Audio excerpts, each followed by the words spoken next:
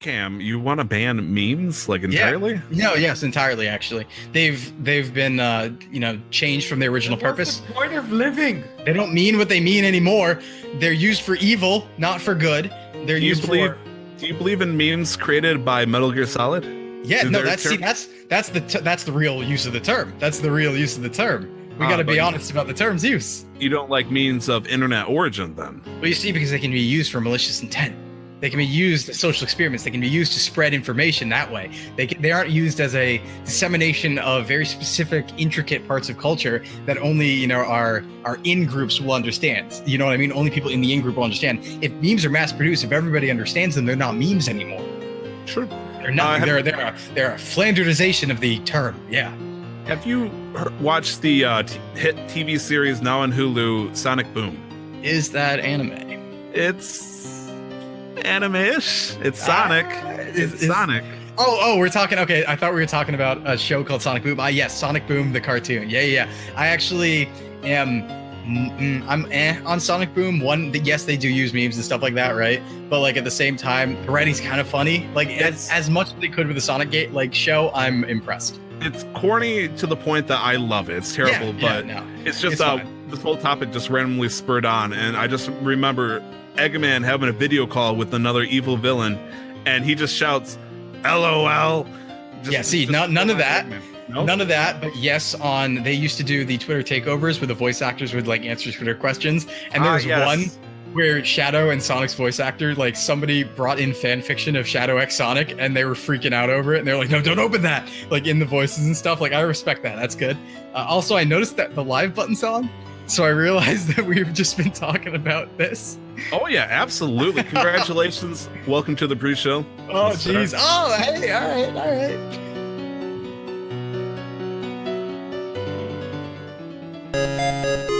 Find a spot around the fireplace, you goons.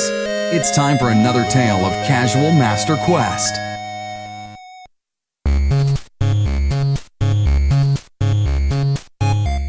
Hello, aloha everybody. Welcome to the guild. You are now in our domain. The ground is shining. Paladins have blessed this place. We have roses in the air. But don't worry, our beautiful poster boy does not have any in his mouth this time, so his mouth will not be bleeding. He will do it perfect the first time. I am the quest giver, as detailed before. I am Tyler, over holding the rose without thorns. I want to say this very specifically, so he's ready. He's like Jesse James. We have our poster boy Nick. Nick, how's it going? Good. Hello, my name is Nick. Nik-O, Elder Warrior. Welcome to the guild. Welcome to Casual Master Quest. Nailed it! Got it. Boom, headshot. And of course, as usual, counting the coins of, I don't even know what these coins came from. It's a foreign country, and people keep paying us in it. I don't even know how we get paid, but he's counting them, and he's happy. Loot box coin. Yeah, it is loot box coin. Yeah, loot box coin. It doesn't matter the value as long as they're there, and he gets to count them. We have Cam. How's it going? Good. I don't have any guild stuff, but I got Vita games, so I mean that counts, right? Yeah, that's our stock right there. We sell our stock in our guild in terms of Vita games. That's what's important. We just got done wrapping live with Cam's interview, which we hope you guys will enjoy. I think it was fantastic. Cam, I'm sure, thought it was fantastic. Nick, unfortunately, kept getting cut off and didn't have much to say on it, but that's okay. Nick is going to have so much to say later. Sorry, you helped. You did your best. Okay, so this is Casual Master Quest number 13, the only show where you can lift a couch seat and find an old copy of Crash Bandicoot for the PlayStation. So, if you want to Oprah it right now, look under your seat. You get a Crash Bandicoot copy. You get a Crash Bandicoot copy. And also, I want to do a correction to myself. Someone brought up the topic of Crash Bandicoot 2, and I said Cortez's Revenge, which is a terrible thing. I want to say it's the Wrath of Cortex, which I believe is number 3, isn't it? I wasn't sure on that, but I heard you say 2, and I was like, was it 3? I don't know. I might have goofed up. I think like Time Warped or something like that is. This is terrible. Warped. Yeah, it's Crash Bandicoot Warped. Crash Bandicoot 2 is Cortex Strikes Back. Okay. Crash Bandicoot 3 is Warped. Okay, all right. What is Wrath of Cortex then? That's a Wrath of GameCube. Cortex is one of the newer ones, I believe, that came out in the 2000s. Yeah, that was on the GameCube. I have that back right behind me, actually, I think. I've never played a Crash Bandicoot game besides CTR. Yeah, it did come out on the GameCube, PlayStation 2, and the Xbox in 2001 on the PlayStation 2, 2002 on the Xbox and GameCube. Oh man, I feel like such an idiot. So, starting the show on that note, talk about discriminating yourself to your audience. Revealing they haven't touched a Crash Bandicoot game. No, how's honestly, everybody? corrections are a thing. Corrections are a thing. You just got to do them sometimes. I'm willing to admit it for the sake of humility. I'm willing to admit when I'm wrong. Sometimes. There's a couple times where I'll fight for 5 hours. You're only wrong when the other person knows better. Cam, how's your week been going, bud? Pretty good. Just finishing up Octopath Traveler. 59 hours on the dot. Finished the game with all 8 characters, and then tried to do the secret boss. Keyword tried to do the secret boss and extra stuff, basically. So it was a little. We can talk about that later if we want to. At the end there, that it's a very difficult final secret boss. We'll say. Other than that, I played just like 10-20 minutes of a new mobile game, which is Shin Megami Tensei, and it is DX2 Liberation. Okay.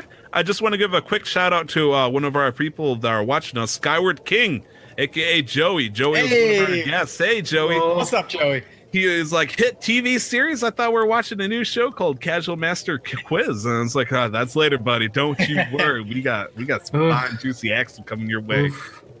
Anything else on your end, Cam? Yeah, beyond that, I mean, that's all I really played for games. Beyond that, my car broke down. That was fun.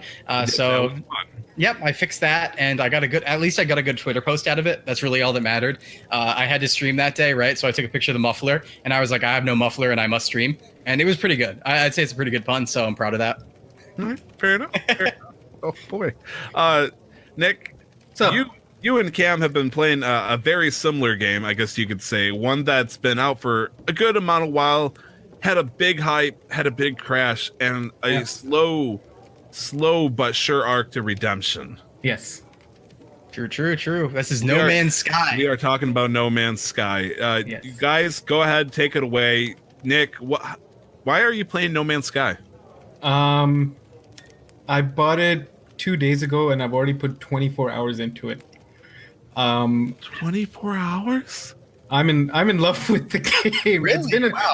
It's been a really long time since the game's got me excited. It's been a really, really long time. I don't know what it is about the game. I think it's not even the graphics. I think it's just space. I love space, and to the extent of what they did it at, not that it's an excuse to the company, not that it's an excuse to Hello Games, but the extent to what they've constructed it to be is great. It's insane.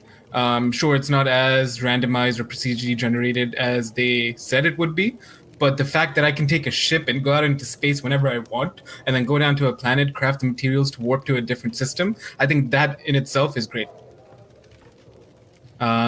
But yeah, no, I bought the game 2 days ago. I put 24 hours into it. I can't stop thinking about it. Before I go to bed, I'm thinking about what I need to start farming this frost crystal, so I can start making circuit boards, so I can start selling them off to get more money, so I can buy a better ship, buy a better multi-tool to get faster at mining, to get more money from scanning flora and fauna, to then putting more money into buying a capital ship, to then putting more money into building my own space pirate fleet. I'm sensing. Oh my gosh! I'm sensing a Destiny 2-esque loot grind scenario that you're getting drawn into here. No, it's much better. Destiny 2 has no loot grind. It's non-existent. Well, actually, it does kind of now. And I can talk about that in a bit. But no Man's Sky, it's inventory management is pretty intense, especially right when you start off, because there's so much to do. Lore-wise, it has a lot of lore spread across the game, so you actually have to go and explore to find the lore. And there are a few quest lines. One part, I'd say there are two different kinds. There's one that's for story based, and one that's for giving you blueprints so that you can build better bases and build better stuff. The story based ones are a little bit more abstract, really weird. They ask you to go out and hunt this, or go do that, or go find this for them, or go to this galaxy. It has its flaws. On PC, it's not very well optimized. So even at the lowest settings, I'm constantly dropping frames. It's just super choppy sometimes. Joey is asking if the game is still on sale. It is still on sale to the 6th of August. It's still $30. So 30 Canadian dollars. That's why I bought it, because there's no better time to really pick up a game that sort of like redeemed itself to an extent where you can play with friends. I'm not aware of any friends that I have that play on PC, unless Cam's been lying to me. On PS4. Yeah, so Cam's on PS4. And it's on the Xbox now, which is great. So at least they're widening their player base. And a lot of the streamers that I follow, they've also picked it back up again, and they're having fun. And, you know, as much as people would like to make it seem like they're not influenced by anybody else's choices or what they see, you still very much like, okay, now I'm stumbling upon my own words, because they've been playing it again a lot, and I've been getting back into I've just been getting immersed or steeped into that game. I'm like, I really want this, and I've really enjoyed it. Now I have to constantly think about how if I go to a planet, my launch thrusters have to be refueled constantly, otherwise I will not be able to take off. So I have to make sure I already always have like a constant supply of dihydrogen and ferrite dust, so I can make metal plating to make a warp cell. Oh, these are red flags for me. You're scaring me, man. You're speaking of tongues. But yeah, that's my spiel about No Man's Sky. Are you enjoying it? Very much so. I mean, I know the answer, but I just want to clarify. Yes, you. Yeah, I'm very much so enjoying it. Yes. I'm glad, because I have not played any No Man's Sky for obvious reasons. I was there since the mention of it. I watched it rise. I watched it fall fairly quickly.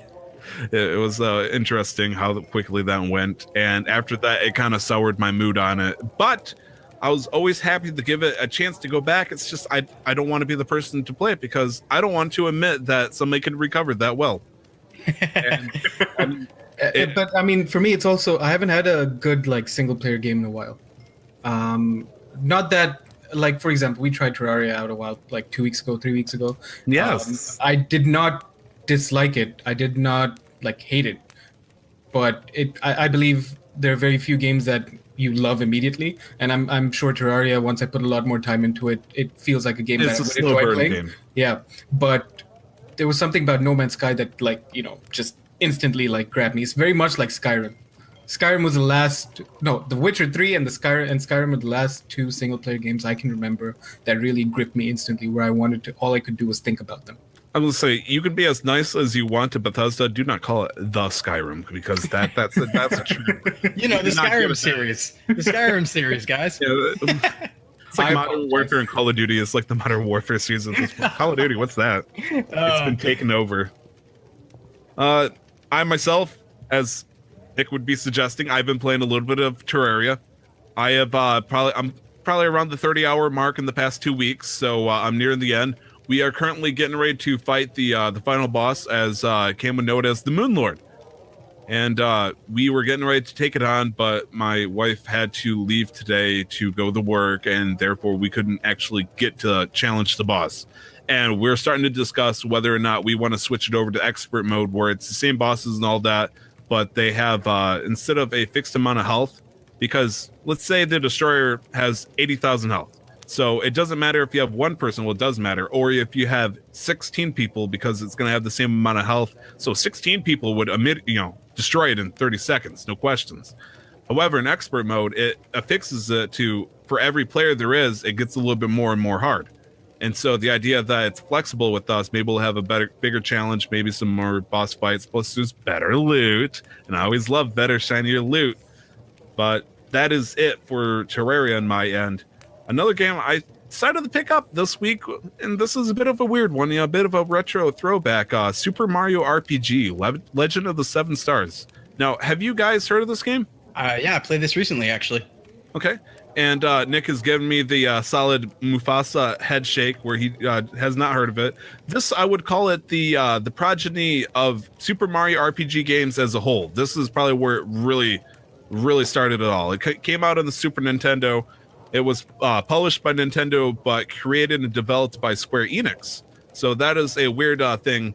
Before Square Enix teamed up with Disney to work on stuff like Kingdom Hearts, way back in the day, Square Enix teamed up with a lot of other companies, big names like Nintendo, where they focused on things like Final Fantasy Chronicles, or I guess in this case, Super Mario RPG.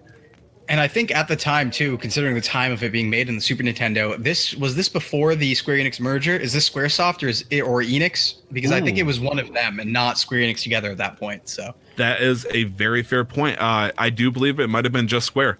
Okay. Because you're right. I believe that was before the actual fusion, because that would have been PlayStation 1 era. Yeah. Which is way after Super Mario RPG. It wasn't just Square. Okay, cool. Okay, confirmed. Super Mario RPG is a beauty for its time. Obviously, it doesn't hold up as well, but the fact that I can still have a chuckle and it doesn't immediately bore me, that's fine. That is all the, I've been playing Persona like crazy, so much that it's burning me out. Good.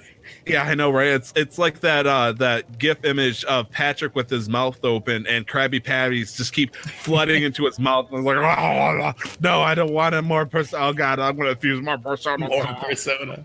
And so Super Mario RPG, it's like baby's first RPG, and that is good by me. Because you get Mario, Peach, Bowser, and all of a sudden things take a real Square dive. I was about to say Square Enix again. Like the first partner that joins Mario is a little character called Mallow. Now, Mallow is very heavily referenced as a tadpole, even though he is a giant puffy cloud thing that has like some Majin Buu arms going on. Right. Yeah. The boom, boom. It's like, oh God, it's just weird and freaky. And the idea that was Square's first attempt to try to make a character friendly with Nintendo, but still have that Final Fantasy feel to it, it was really weird. It was interesting, but really weird.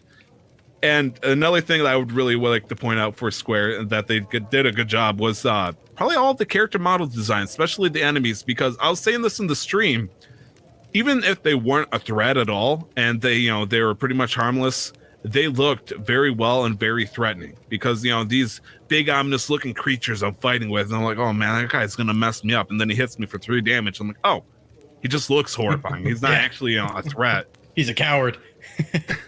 And I got the 2nd star so far. There's 7 stars total. Shocker, Legend of the 7 stars. Maybe there's an 8th one. I don't know. And I really, really loved the music with it.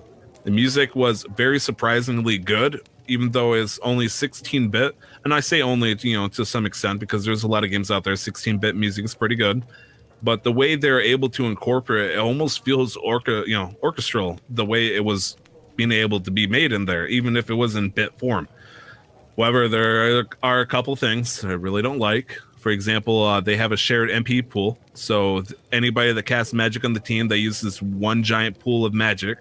And that really frustrated me, because I would be happy if Mario could, be heavy hitter shooting fireballs and doing super jump attack. But that immediately decides that Mallow cannot cast Thunder or Healing Rain, because by then I'm drained out of mana. But thankfully I pretty much turn Mallow into, I shove syrup down his mouth so he, gets MP back all the time while Mario does all the actual heavy lifting. And probably the XP mechanic. Actually, XP mechanic is probably the worst thing about that game, because every time I win a fight, I'm about 3 hours into it so far. At the very beginning, you win a fight, you get 2 XP. 3 hours in, you win a fight, you get 3 XP. It's like, what? What? No. I should be getting 30 or 100 or something like that. Nope, you get 3 XP. And it's like, instead of a coin, you get 10 coins. Who? And it's like, how? I'm 3 hours in, I'm at level 7. How has the level mechanic not gone up exponentially or something like that? Because, the first level would take 20 experience to get. Second level is going to get, 50, 100 experience. And so if I want to level up at this point, even at my current stage, it's going to take hours. And it's like, is this Square's way of saying don't grind, just keep going, and eventually you have to stop and hit a point? Or is it just RPG grinding mechanics gone wrong? I really don't know. So for that game, definitely, I actually, without doing any grinding, I think you're actually pretty much supposed to just go forward, because I beat it in only about 15, 16 hours just going forward. So it's actually relatively short, and just keep going. Okay, fine. Fair enough. Hit the ground, never stop running. Yeah. All right, that's it for me for video games. Is there any other games you guys want to talk about? I mean, I know there's one, but... Yeah, I was going to say, let me... well, which one is the one? Because... I mean, we dedicate a whole minute to it. I want to say, because I want to wait. Proverbial minute. But yeah, no. So I just want to talk a little bit about, actually, interestingly enough, the mobile game I played. Okay. So the mobile game I played was SMT. I just did this a couple hours ago. SMT DX2 Liberation. And this is in the Shin Megami Tensei series. So Devil Summoner, that sort of thing. Digital Devil Saga. Basically what Persona spun off from, right? And interesting. Oh, and there goes Cam. So anyways, we're going to be talking about the most fantastic of numbers. Numbers are wonderful, first off, I want to say. The numbers, all them numbers. Look at this beautiful smile. But let me just put in the strong stance right here. Yes. And controversial statement right here. Yes, lay on the law. Okay, we actually I don't think we're getting him back anytime soon. This is the longest frozen cam we've had in a long time. I'm back. This has been happening at the worst times ever recently. What are you talking about? It didn't happen during your interview. That's what mattered. You're shining on. It didn't happen it's been happening at the worst times. So tell us about your MOBA experience. Yeah. So it's just a mobile game, not a MOBA. Not a mobile. Okay. Yeah, I was surprised. I was like, wow. On the phone. What's it called? So. Despite being a mobile game, it's practically a complete SMT game. Like, it's a complete experience, and that's something that's really interesting because, of course, there's in-app purchases, but this is an example very early on. I've only played 20 minutes, but somebody else on Into the Video Game, my other podcast, was like, hey, you should play this because we're going to cover it on Tuesday because he's playing it. And I'm like, oh, perfect, great. I'll get on it too, I guess. And yeah, it's really interesting because it's Sega. This is actually the first one developed by Sega since they've acquired Atlas. So they've acquired Atlas a while ago, but they're now developing this game with Atlas kind of helping with the lore for the universe. But basically, it's what every 90s mom was worried about because the gameplay of the game is you're summoning demons from an app on your phone directly into real life using like AR mechanics and stuff like that. So it's what every 90s mom was scared about. It's the worst, right? It's the worst for that. But it's basically turn-based combat, kind of like the SMT games. Basically, it's actually just core SMT gameplay. And despite it being a mobile game, they had like a full, almost full voice acting, like a fully animated anime intro. The music for it is fully fleshed out. The opening theme, oh my God, you got to hear this title theme. I don't think it has a name, or I haven't found the name yet. But the title theme to this mobile game sounds like Anarchy Reigns, the soundtrack of Anarchy Reigns, which is a Platinum game. It's like vocal rap on top of music.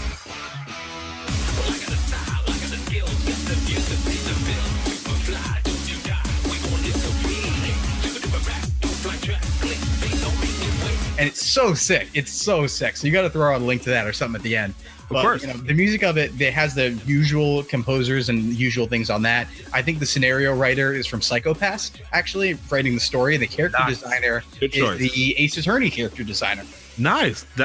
You got some pedigree going on. Right? So it's a big name game for mobile, completely free.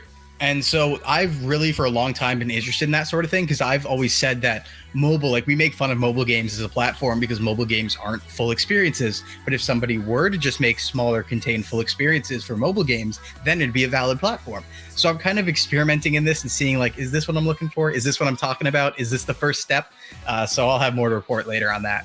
That's why we have Bethesda, exploring with what is it called, Elder Scrolls Blades. Blades, yeah, which I'm also have my eye on big time. Yeah. It's definitely going to be a big like mobile games are. I know we don't talk about it a lot, but they're a huge market. Yeah, bigger than us. And I make this joke all the time, but I don't consider mobile players like actual gamers. Like right, that's all they ever play, right? Because you're kind of you're like a special subset of being a nerd. Like nobody does that. But then when you think about it, you think about the Game Boy Advance, you think about the Game Boy Color, you think about the Nintendo DS. It's pretty much it's the same. It's just that smartphones are not optimized for that. Yeah, and I would also say if we do have to make the comparison, it's tough for me, right? Because like I understand it. If somebody was just playing Candy Crush on their way to work, I would hesitate to say, "Oh, are you a gamer?" I mean, you are playing games, so you're a gamer in that definition, sure. But like even if you're putting time into DX2 or Pokemon Go, I'm saying, okay, yeah, you're a gamer. But yeah, the thing that gets me is if I think back to an old example, basically. So if I go back to an old example, because what I was talking about, of course, here for full experience is SMT DX2 Liberation, a pretty crazy name. But older example being Tetris on the Game Boy, right? If somebody got a Game Boy, which early Game Boy ads, a lot of them actually targeted adults, just playing Tetris like on their way to work or something like that. Right. If you're an adult just playing Tetris on the Game Boy, is that much different than playing Candy Crush on the bus? So I'm like, I'm gonna hesitate to not call them gamers, but they aren't as core gamers, which is a different market. It all comes down to semantics, and also gaming culture can tend to be quite toxic a lot of the times, just on itself. Bottom line is with games, if you're having fun, play. If you're having fun, yeah. Fair enough. Yeah, that's quite the name though. SMT.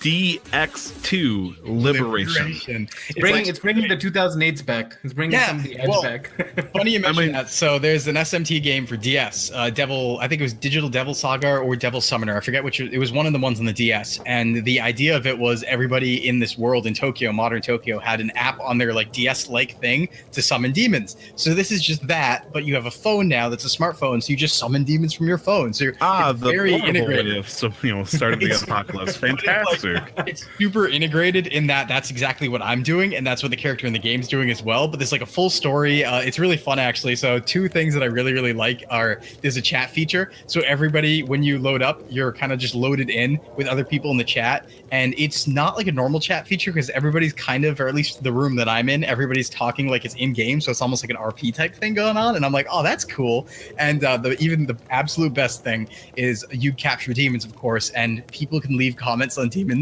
So when you get a demon for the first time, it'll see a bunch of user comments. And because of internet culture, one of them will be helpful, but all the others will be like, it's a good boy, long boy, very long. And it's great. No, it's the best. The longest of boys. Yeah, it's cute so puppers. This is how Doom starts. So we're all summoning demons through our cell phones. Oh yeah. And then before we know it, we're on Mars fighting the apocalypse. Exactly. Not Mars, Deimos. Phobos. There are, in fact, two more games that we need to talk about because we haven't discussed this game since we played it between the two podcasts. Ladies and gentlemen, we teamed up last weekend and played a little game called Fortnite. Yeah. Oh, yes. Yeah, I guess we did, didn't we? So we played Fortnite, and it was such an experience that I went bald. I turned on my PC yesterday, and as it is, everything started up automatically. Yeah. And then my Epic Games launcher started up, and I see Cam Collects and Tyler in I can't remember what your Epic's username is in a game together with other people, and I'm like, what have I done? Yeah, no, actually, I played last week between what we did last night, between what we did a week ago, and on my own. I think played 15 hours of Fortnite in the last week. Ooh, I'm not up there. I'm probably like 6 or 7 at the moment. But it's been a problem. It's so good for contained experience. It's not like, I'm not saying such a great game, right? It's an okay game, but for a small contained, I can do rounds in 5 minutes before breakfast or something like that, or I need to go in 20 minutes and get a round in. Perfect for that. Just to get your brain running, or you're do something with your hands, just jump in, die immediately, then you're okay. That's it. That's enough smoke for the day. I'm good. Yeah, I played a video game today. I'm feeling okay, pretty much. So we played it. Our opinions on it has maybe not changed in the way we were wanting it to, because honestly, we knew it was good to some extent, but we didn't want it to be good. Maybe that's up of us. So Fortnite is pretty much in my kind of domain. When we talk about games on the show, it's fun with friends. Yeah, it's so much fun with friends. But alone, there's a lot of things that have been happening in the last few seasons that have just put the game into such an unplayable state now. The game started off, the main caveat of the game, the main niche of the game was to be able to build, right? Mm-hmm. Epic never ever imagined people would be building castles, bases, forts, and having build battles and going high up in the sky to determine who wins that fight. Right. And so that put the game into a very low skill floor with a very high skill ceiling, right? Where I feel like I'm somewhere in between, where I can outshoot a lot of people, but the moment somebody starts building above me, I just give up instantly because I can't keep up. This is not my area of expertise. You give me an assault rifle, I could maybe harass people, prevent them from building. I have friends who I play with who are proper builders, and they'll do the job for me. And you said that before, and I immediately agreed with you. But now that I realize all it takes is a shotgun, and then just use your pickaxe to knock down the entire building and just watch it collapse. And when they fall down, So that's what the new meta is. So there have been a bunch of submachine guns that they've added into the game, a bunch of assault rifles that they've added into the game that are basically anti-building guns. Oh. right? So the P90 SMG that has a high rate of fire, pretty high capacity magazine, huge, yeah, and it just shreds through buildings. SMGs have there used to be an SMG called the tactical SMG. I'm pretty sure they put that in the vault for now. That used to just shred through buildings. They nerfed the maximum health of wood buildings and the starting health of wood buildings. Then explosives, I think they made this change at the end of last season or the start of this season, where explosives now work in an area for the destruction, not for the damage. Right, so it used to be where you'd put up a wall. If you shoot a rocket at it, it'd take out the wall.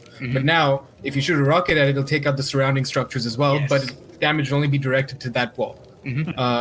In the sense when we're talking about players taking damage. Yes. And so now you have C4, which they increase the range of destruction on, and now they do a bunch of damage. So all you have to do is roam around. All I would have to do if I wanted to like get serious and play like properly, carry around a bunch of C4, carry around like 4 submachine guns, just throw C4 at anybody who ever tries to build above me, and then watch them fall down. It's just not. It's removed their core experience. It's removed the point of what they wanted to do. And they also nerfed shotguns, which now are very inconsistent. So you used to be able to, with the pump shotgun, hit 223 to the head if you hit all your shots. Now it does 160. And it's very inconsistent. Half the time I'm getting 4, 5, 6 damage numbers when I'm with the shotgun. Yeah. So, yeah, to some extent it is easy to combat that, Tyler, but it's not the game it was when it first launched. Thank goodness. That's all I'm saying. Have you guys gotten your hands on the remote-controlled missile yet? Yeah, I did once, and then I didn't know how to use it, so I put it back up. Yeah, they put it back in. So I didn't know how to use it. I got it, and I was like, finally, I hid for like, I think 10 minutes, and I was like, finally, somebody I can use the missile on. And so I stand up and launch it, and it just kind of falls to the ground right next to my feet and explodes. So I was like, I didn't know how to use it. I just thought, okay, I press the button and then I guide it. You know what I mean? Then I guide it to the target and I press the button. It just kind of fell out of the tube and just like flumed onto the ground. And I was like, killed me. The more you know, huh? Yeah. All right. That was your Fortnite regrettable minute. I mean, we like it. It's an okay game. It's overhyped, but it's fun with friends, particularly. It's it's a good medium. So. Actually, funny story. So yesterday I was at my chiropractor, right? And my chiropractor is a listener to my other podcast. And so he just was like, hey, yeah, I saw the feed update this week, but I haven't looked at the episode yet. And he's like, hey, you guys ever do anything for Fortnite? I hate Fortnite. And I'm like nervously I played Fortnite for the first time last week. And I was like, haha. LOL. Yeah. Anyways, we were supposed to do this beforehand, but I was just hoping to ask you about your week in general without the video games, Cam, but we jumped right into video games, so we kind of skipped a certain game in particular. We are going to start our Pokemon Go Watch Minute, which is in fact usually about that. Yeah, Yeah. So this is where we talk about Pokemon Go for a metaphorical minute, which is usually much, much longer, depending on the circumstances. If you like Pokemon Go, congratulations. If not, prepare to enjoy yourselves anyways, because I'm sure we're going to be talking about a little thing called Pokemon Go. Prepare to enjoy yourselves. I like it. Prepare yourself. Anyways, Nick. Yeah, so I know you guys have been doing a lot. I believe, Tyler, you went on an EX raid, whatever that is. Before I allow you to get into that, I haven't done much again because final projects. So I've been at home mostly. My sister's visited. She's visiting.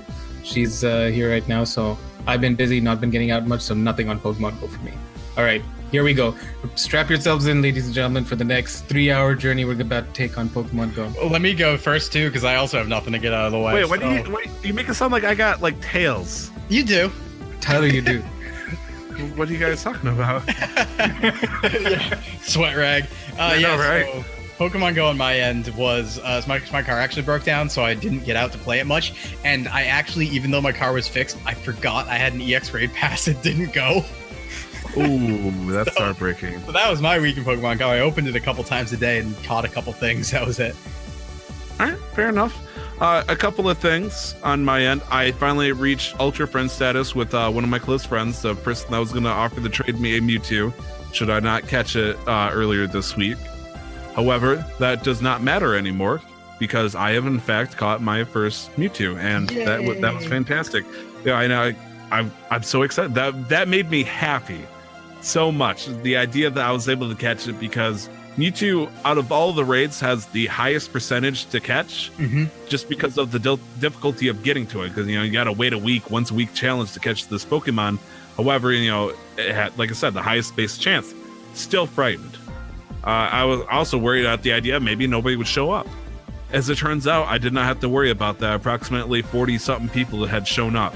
It was so big that we had to split into 3 different parties for Valor, Instinct, and Mystic. And Mystic had to split into their own 2 subgroups, and we had them each take their own turn trying to do this, and that was an experience. I got to meet some people that I forgot existed, and then there were some people that I never would have thought played that totally played, and I thought that was really cool. So yes, I did an X raid. And Nick, do you really not know what an X is or X raid is? No, I have no idea. Okay, so there are certain parks that are recognized by Google as national parks. Right. So for me, I have 3 national recognized parks. I have a Carroll Park, Betts Park, Bigelow Park. There's some other parks, but different places. And there are gyms at those places, and that's where most of the Pokemon you can find that are most diverse found there. It's usually where typically the most nests are as well. So if you ever want to catch Pokemon, go into these national parks that are heavily populated or near cities, or that's where it's at. And if there is a raid at these certain parks and you do it and you complete it, you have a high chance of being invited to an X raid at that location. And so I went there during the Zapdos event where there was raids every single place. And so since they're everywhere, I went to every single park that has this special condition, got the Zapdos there. It triggered the raid option, and I got invited for it. And I was invited to do an X raid quite a few times actually. However, I'm not able to attend them because they're 3 p.m. on a Tuesday, and it's like I'm out of state. I can't do that. But this time it was Friday at 6 p.m. Yeah. And I was like, okay, sure, I'm doing it. That was my highlight. In fact, there was one point where I was so tired coming home on Tuesday because I stayed up having a huge beef fest against Cam about certain topics. Oh, that was fun. It was something. I was so tired that I came home, looked, saw it was 5:30, panicked, and drove half an hour out to this park to catch a Mewtwo. And I was like, what's everybody? What's everybody? And so, yes, that was Pokemon Go Watch Minute there. We'll be probably talking a little bit more about Pokemon to actually talk about Pokemon specifically, not Pokemon Go. And this was a Cam Collects exclusive. On Monday, during Cam's stream, I officially completed my living dex. Yeah, that's right. Minus Zeraora, who's not available in North America because he's an event Pokemon. But until that event happens, I have all of them. Sweet. Very nice. Congratulations, Nick. That is a feat. That is 10 years of work. 10 years of since 2008, since I got platinum, that's when I started. 10 years of work in the making, and then it's just going to keep continuing with the next generation, and I'm so excited. That's good. No, it's good to be at this point 7 generations in and be like, now I can just work from here, It's all downhill from here. Now you got to go for shinies. You can do it. I believe in you. No, I have no interest in shinies. I think that's the one thing. Maybe I'm not the only person, but I've never had any interest in shinies. Yeah, me neither. Except for a few that look cool, but I'm like, really, they just look different. They're not the actual Pokemon themselves, So if some people do have that collector drive in them, that horde drive in them, where they need to have, okay, I've got my living dex, now let's replace each and every single one of these 807 Pokemon with the shiny version. I don't think you'd do that. I think your life would be over before you actually did that, considering that you have to pass it on to your son or something at that point. Here you go, son. He hands like a Duskeel 3DS. Do what I couldn't. So, this random question here. Besides the red Gyarados from Gold and Silver, what was your guys' first shiny Pokemon encounter? All right, I'm mad about this one. So the reason I'm mad about this one is because I played Pokemon for 15 years before I ever saw a shiny. And I don't mean just played it on and off for 15 years. I mean, for 15 years, I never wasn't playing a game of Pokemon at some point. I never had, like, a game was always open to be played a couple of times a week.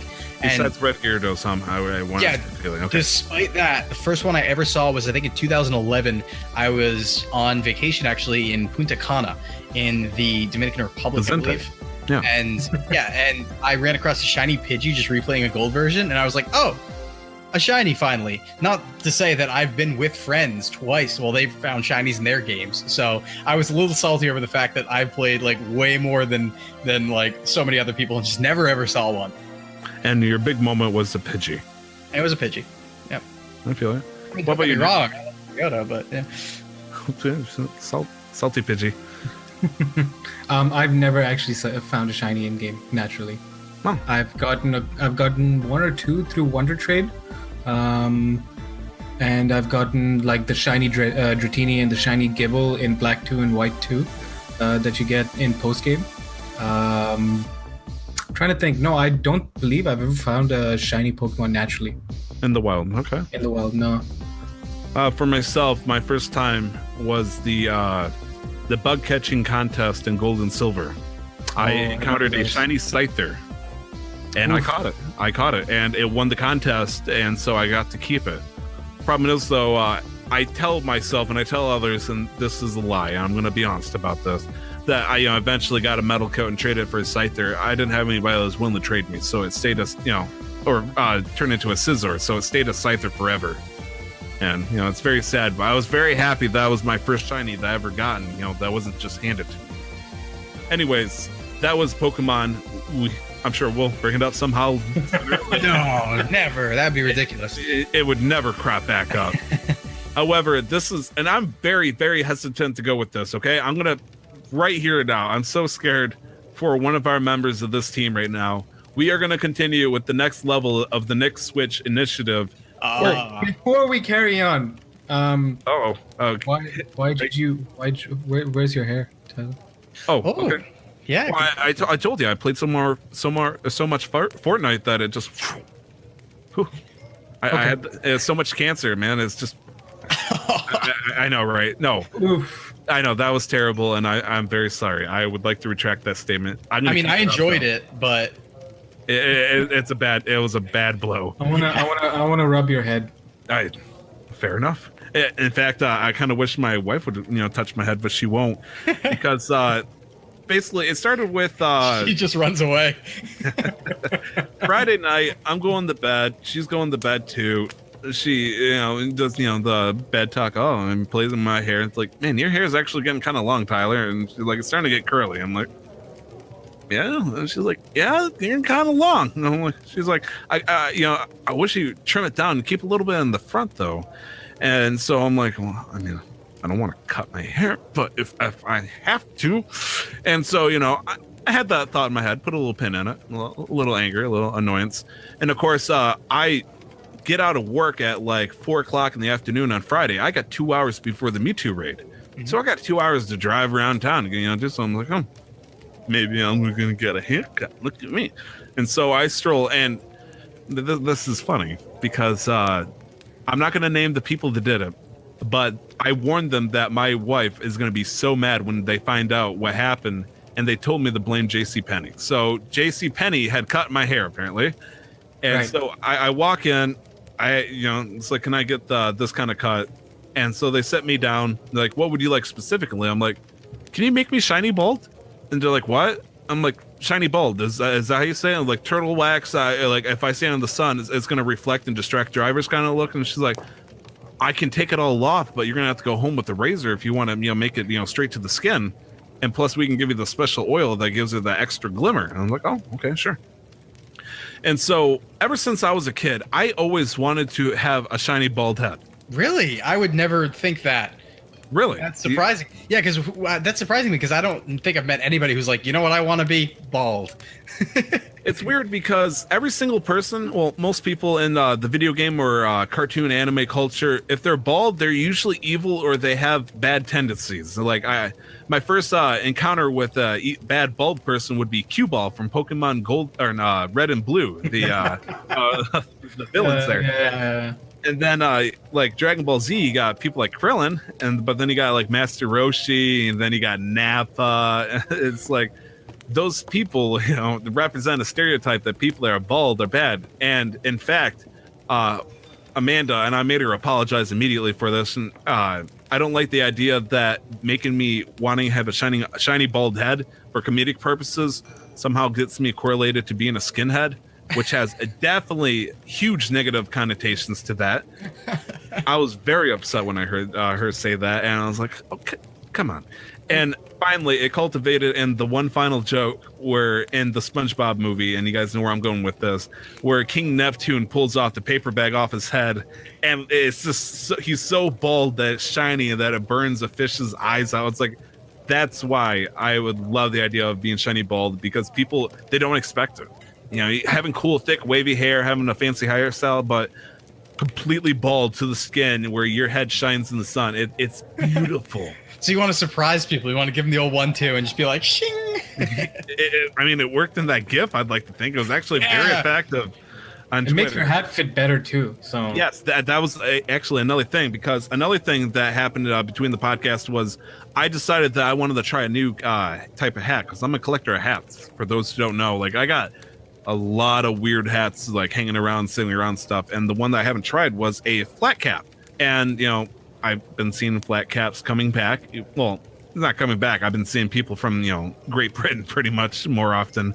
And that makes me see the hat. I was like, oh, I want to try the hat. And then I put on the hat, and the hat's like, oh, I want to slide off over it because it's got too much hair. Not anymore. This thing is firmly wedged against my head, and it is nice. Plus, it's summer out. And I was going to say, you probably save a lot in shampoo, too. Yeah. Oh, yeah. I went to shower the hair off, and I was like, I'm going to so what do I do with this? Do I just throw it on my chest and dance? I don't know. My shampoo and conditioner totaled like $40. So oh my god! Times. Yeah, I wouldn't doubt it with you. You probably go straight to the top. It's pretty fancy though. Let's be real. Yeah, it looks great, Mufasa. Oh gosh. Anyways, I thought being bald with the sideline beard plus the goatee, I thought the look would actually look pretty cool. And also, I want to give one final piece of credit over to Jason Lacey of Fluxtapose or PSVG. He has been, shining the look for a very long time, as far as since I've known him. So thank you, Jason, for giving me that, the chance to show that bald is okay.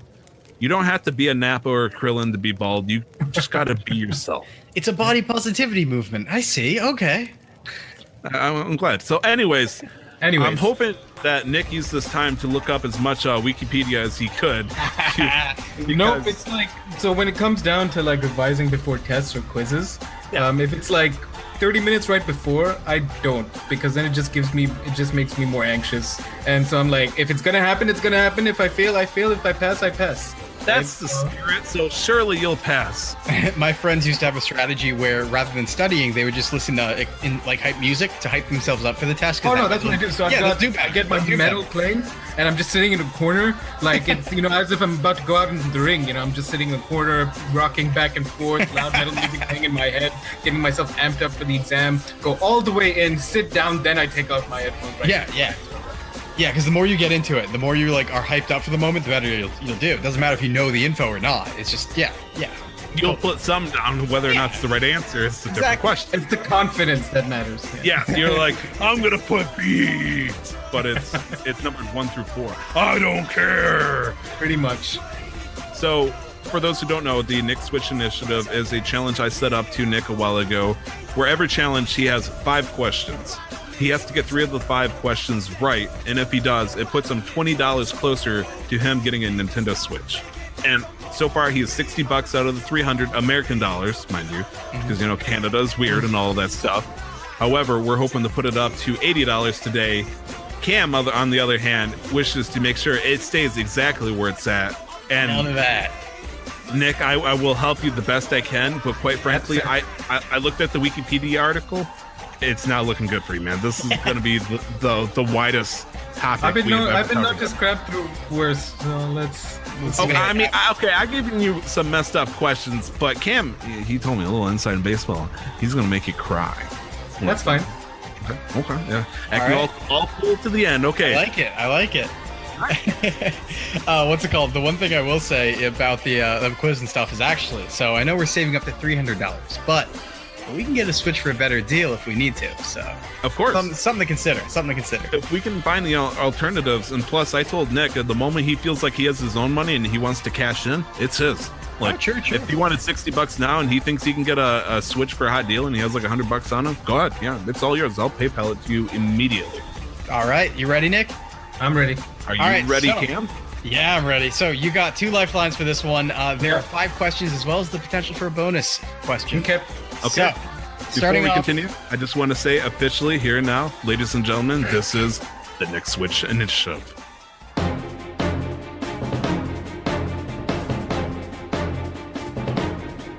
There you go. Okay. So, one of these companies is not a subsidiary of Nintendo. Which one is it? Is it Retro Studios, Game Freak, Monolith Soft, or IQ? And that's spelled IQUE. Oof. Which one is not a subsidiary of Nintendo? Now, when you say a subsidiary, do you mean second party, essentially? Yeah, second party, essentially. Okay. So partially, if not wholly owned by Nintendo. In some shape or form. I know. I'm gonna cross up Retro Studios and Game Freak. Mm-hmm. I think that's fair to do. What do you say, Tyler? What are the other options? So it's Retro Studios, IQ. Game Freak, Monolith Soft, and IQ. It's one of the last 2. I do not feel confident in giving you a solid answer. I could only tell you what I know, and that's only if you tap me in. So I'm willing to give you a hint. I'm willing to give you a hint on this one for one thing. What I will say is just so everybody's clear of what happens here, what's going on here. Monolith Soft are the creators of Xenoblade. Right. If that helps at all, that's the only hint I'll give. See, you're the JRPG They worked on freak, Xenoblade Chronicles 2 and Next. Yeah. You're an interesting character, Cam. I thought the interview told me a lot about you, but there's always one more thing. I'm gonna go with. I think I'm gonna go with IQ. Okay, is that your final answer? Yes, it is. Ooh, unfortunately, the answer was Game Freak. Ooh. Game Freak is not a subsidiary of Nintendo. They're a separate company. Okay, I'm gonna go. I wanted to point out to you now. Tembo, the bad something elephant was made by Game Freak and published by Sega, I believe. Yep, it's Tembo, the bad swear word elephant was published by, it was actually creepy because it was made by Game Freak, published by Sega, which is like, But so Retro Studios created, they worked on Metroid Prime. They're part of Nintendo. Monolith Soft is a second party as well. IQ actually does all the console publishing for Nintendo in China. So, okay. Yeah. Right, because that is a interesting. Nintendo doesn't have a presence in China, or at least the Switch doesn't because they're not allowed to sell it there. Yeah, they actually call them. They're called like the IQ 3DS and the IQ Wii and things like that over in China. But yeah, Game Freak. It was a tricky one because Game Freak, even though everybody associates it with it, is not part of Nintendo. Yeah. And it's weird because in my head, I would have thought that Nintendo like officially bought them out by this day and age. No, I think it's because it's 3 people officially, 3 groups are involved with Pokemon, right? So it's Nintendo, you've got the Pokemon Company, and then you've got Game Freak.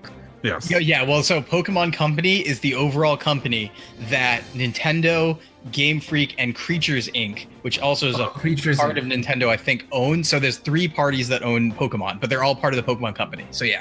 All right, Nick, we got to get you a point. Come on. That's fine. No question. Just the first question. All right. Yep, moving on. Who conceived the original idea for the Game Boy? Is it Satoru Iwata, Gunpei Yokoi, Genyo Takeda, or Minoru Arakawa? Okay, I feel confident on this one. So I'll say them again. Is it Satoru Iwata, Gunpei Yokoi, Genyo Takeda, or Minoru Arakawa? Gunpei Yokoi. Is that your final answer? Yes. That's correct. Good job. Okay, good. They're very good. Huh. Actually, I don't have sweat coming from my hair because I don't have any hair. But I was like, ooh, like it would form and it dropped like, oh, thank goodness. Okay, good job. 1 point to Nick. All right. 1 wrong so far. Good job, man. Okay, as of last month, Nick, who is the president of Nintendo?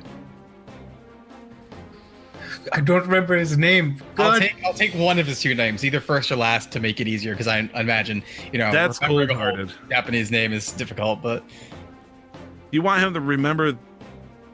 Yeah, I will say this was right near the top on Wikipedia. It was only last month, so it was in the news. I can't help you. This is the path you're gonna have to walk alone, my friend. I'm so sorry. This is This is me.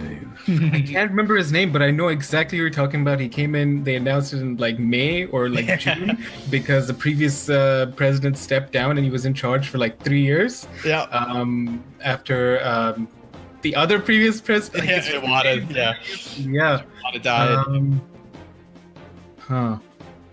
It was Iwata, then it was Kimishima, and now it is Hanafuda. Hanafuda. That's good. The cards? Flower cards, yeah. Yes. So if you don't have an answer, I can just... Are you good? I can't help you. I'm sorry. I'm so sorry. Come on aside. No, it's fine. I can't remember, so yeah. All right, that's one Shintaro Furukawa. I knew it was with an F. I'm like, Yep. oh my goodness, no. Okay, yeah, next. Let's go. Okay, so this next one hopefully is going to get you a point here, and then I'll save the interesting one for last. So, with more than 100 million units sold, this home console is Nintendo's most popular. I feel confident on this So one. no handhelds. This home console is Nintendo's most popular. Tagging you in, Tyler. Well, the highest selling console for the Nintendo system would be the Nintendo Wii. It's definitely gone up there to challenge. He could have easily said the 3DS potential, but since handheld is out of the picture, and I love how Cam's trying to poker face it right now. That's respectable. But I would say yes, the Nintendo Wii. Then the Nintendo Wii it is. That is correct. Good job. Thank you. If we were to talk about overall Nintendo console, that would be a separate story because that would be the DS. Yes. The family. Sorry, did I say 3DS? I meant the DS. Yeah. Okay, so that's 2 points and 2 down, which comes to the final question, and that's a true or false question. You can do it. You can do it. Here's the question. It actually might be pretty easy, but there's also bonus points here. After the deal with Sony fell through to make a CD-based add-on for the Super Nintendo, Nintendo partnered with Samsung to continue work on the project. True or false? Tyler, how are you feeling about this? I feel very strong on this, but I'm also like I'm Vegeta cocky right now. I'm probably gonna get beaten up by the current villain at the time, but I do have some background I can help out with this. Okay, I'll tag you in then. Okay. I could be mistaken. Nintendo did work with Samsung at some point to make something called the Magnavox. However, that was in the 1980s. What we're talking about is a team up between Nintendo and Sony to create a disc-based system that fell through, and they started to make something called the Nintendo 64 Euro DD. That didn't make it past Japan, but I don't believe they worked with Samsung at the time. In fact, the only other company that I know that they tried teaming up to work on something was the Philips, that made the CDI games. Right. Also, very much in the past. So I would say false. Yeah, I was gonna go with false too. Yes, for all the reasons that you just said, Tyler. I knew. You got it. You got it. So the answer to the the question was Philips, because after the Sony deal fell through, they proceeded forth with Philips to make the add-on. However, that deal also fell through, resulting in the Philips CDI, which is that joke console everybody talks about, the CDI, and that's why Nintendo games are on it, like Hotel Mario and things like that, because they still retained the licenses to the games, despite not making the console with Nintendo. But not canon, as Nintendo likes to point out every now and then. Yeah, not canon. Apparently, the wand of Gamelon is not exactly something that they want to work with when it comes to future Zelda games. So, oh well. Hey, that's 3 points. That is 3 points, Nick. That means you won. Yeah. Holy crap, you won. I'm so proud of you. Good job, man.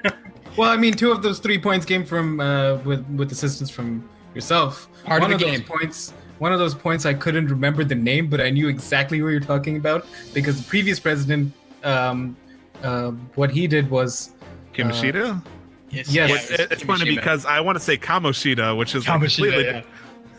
I want to say different Kirishima person. based on anime I'm watching. I just said animes kill me. On the anime I'm watching right now, I want to say Kirishima, but it was Kimishima.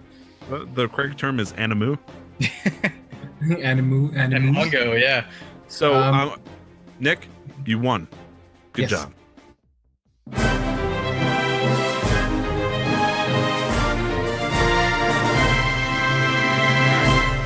Thank you.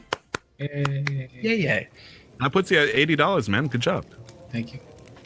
And I'm not sure. Nick, do you want to reveal your ace in the hole, or do you want to hold off on that?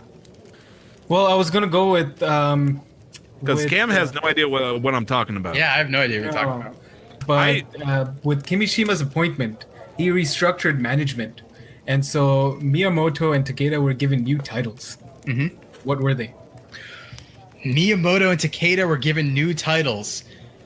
Okay, Miyamoto, I'm gonna go for Fellow for Miyamoto, and for Takeda, I have no idea because I haven't looked at Takeda for a while.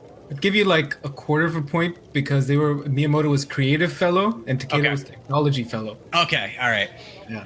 You see, Cam, what was going to happen was I spoke in the back alley. I met up with Nick. You know, It was raining. I had a cigar in my mouth. I was like, Nick, I know Cam's going to be a jerk to you. This was before we talked, and I looked at the Wikipedia article, mind you. I knew it was a gut instinct. I was like, Nick, if you get 2 points, but you lose and you give up, and I'm going to give you one chance. You're going to activate your trap card, and you get to ask either Cam or myself a question, and if we can't answer it, that will guarantee you the 3rd point to win. However, you got me. It would have been good, but maybe I should have kept it a surprise. But I knew Nick worked hard to find a question, so I figured he'd give it a shot. Just a worked warning. hard. I did not just look at the Wikipedia page this morning and look through it. That's don't worry, nobody does definitely that. No, sir. You better watch out, Yuki boy. No, but those are good questions. I am truly upset that I couldn't remember Shintaro Furukawa's name. I'm upset about that to no end. Everything else. That's okay. Nick, we're making you better than 90% of people on Nintendo knowledge. That's part of the process. We're getting you there. Absolutely. And your podcast that special episode before we get into like the semantics. Helped with cementing the foundations, Tyler. Wait, what's going on here? I completely tuned out. He was talking about the history. Your episode, the history. Yes. Yeah, no, that helped in cementing some of the foundations and the names and stuff. Okay, yeah. That was great. You guys should definitely listen to it. Like Yamauchi. Yeah, okay, let's move on before we start another Yes, let us not make the deepest dive into the news, but we'll make a deep dive into it. That's good. No, that's what I like. I like the later references once it's over. It's my favorite thing ever. It's funny because it goes on to 2 levels, the Sony E3 and then the 5-6 hour quarrel that we had on Discord. So thank you very much for the quiz. The show continues, however, because we got news topics coming your way. Oh boy.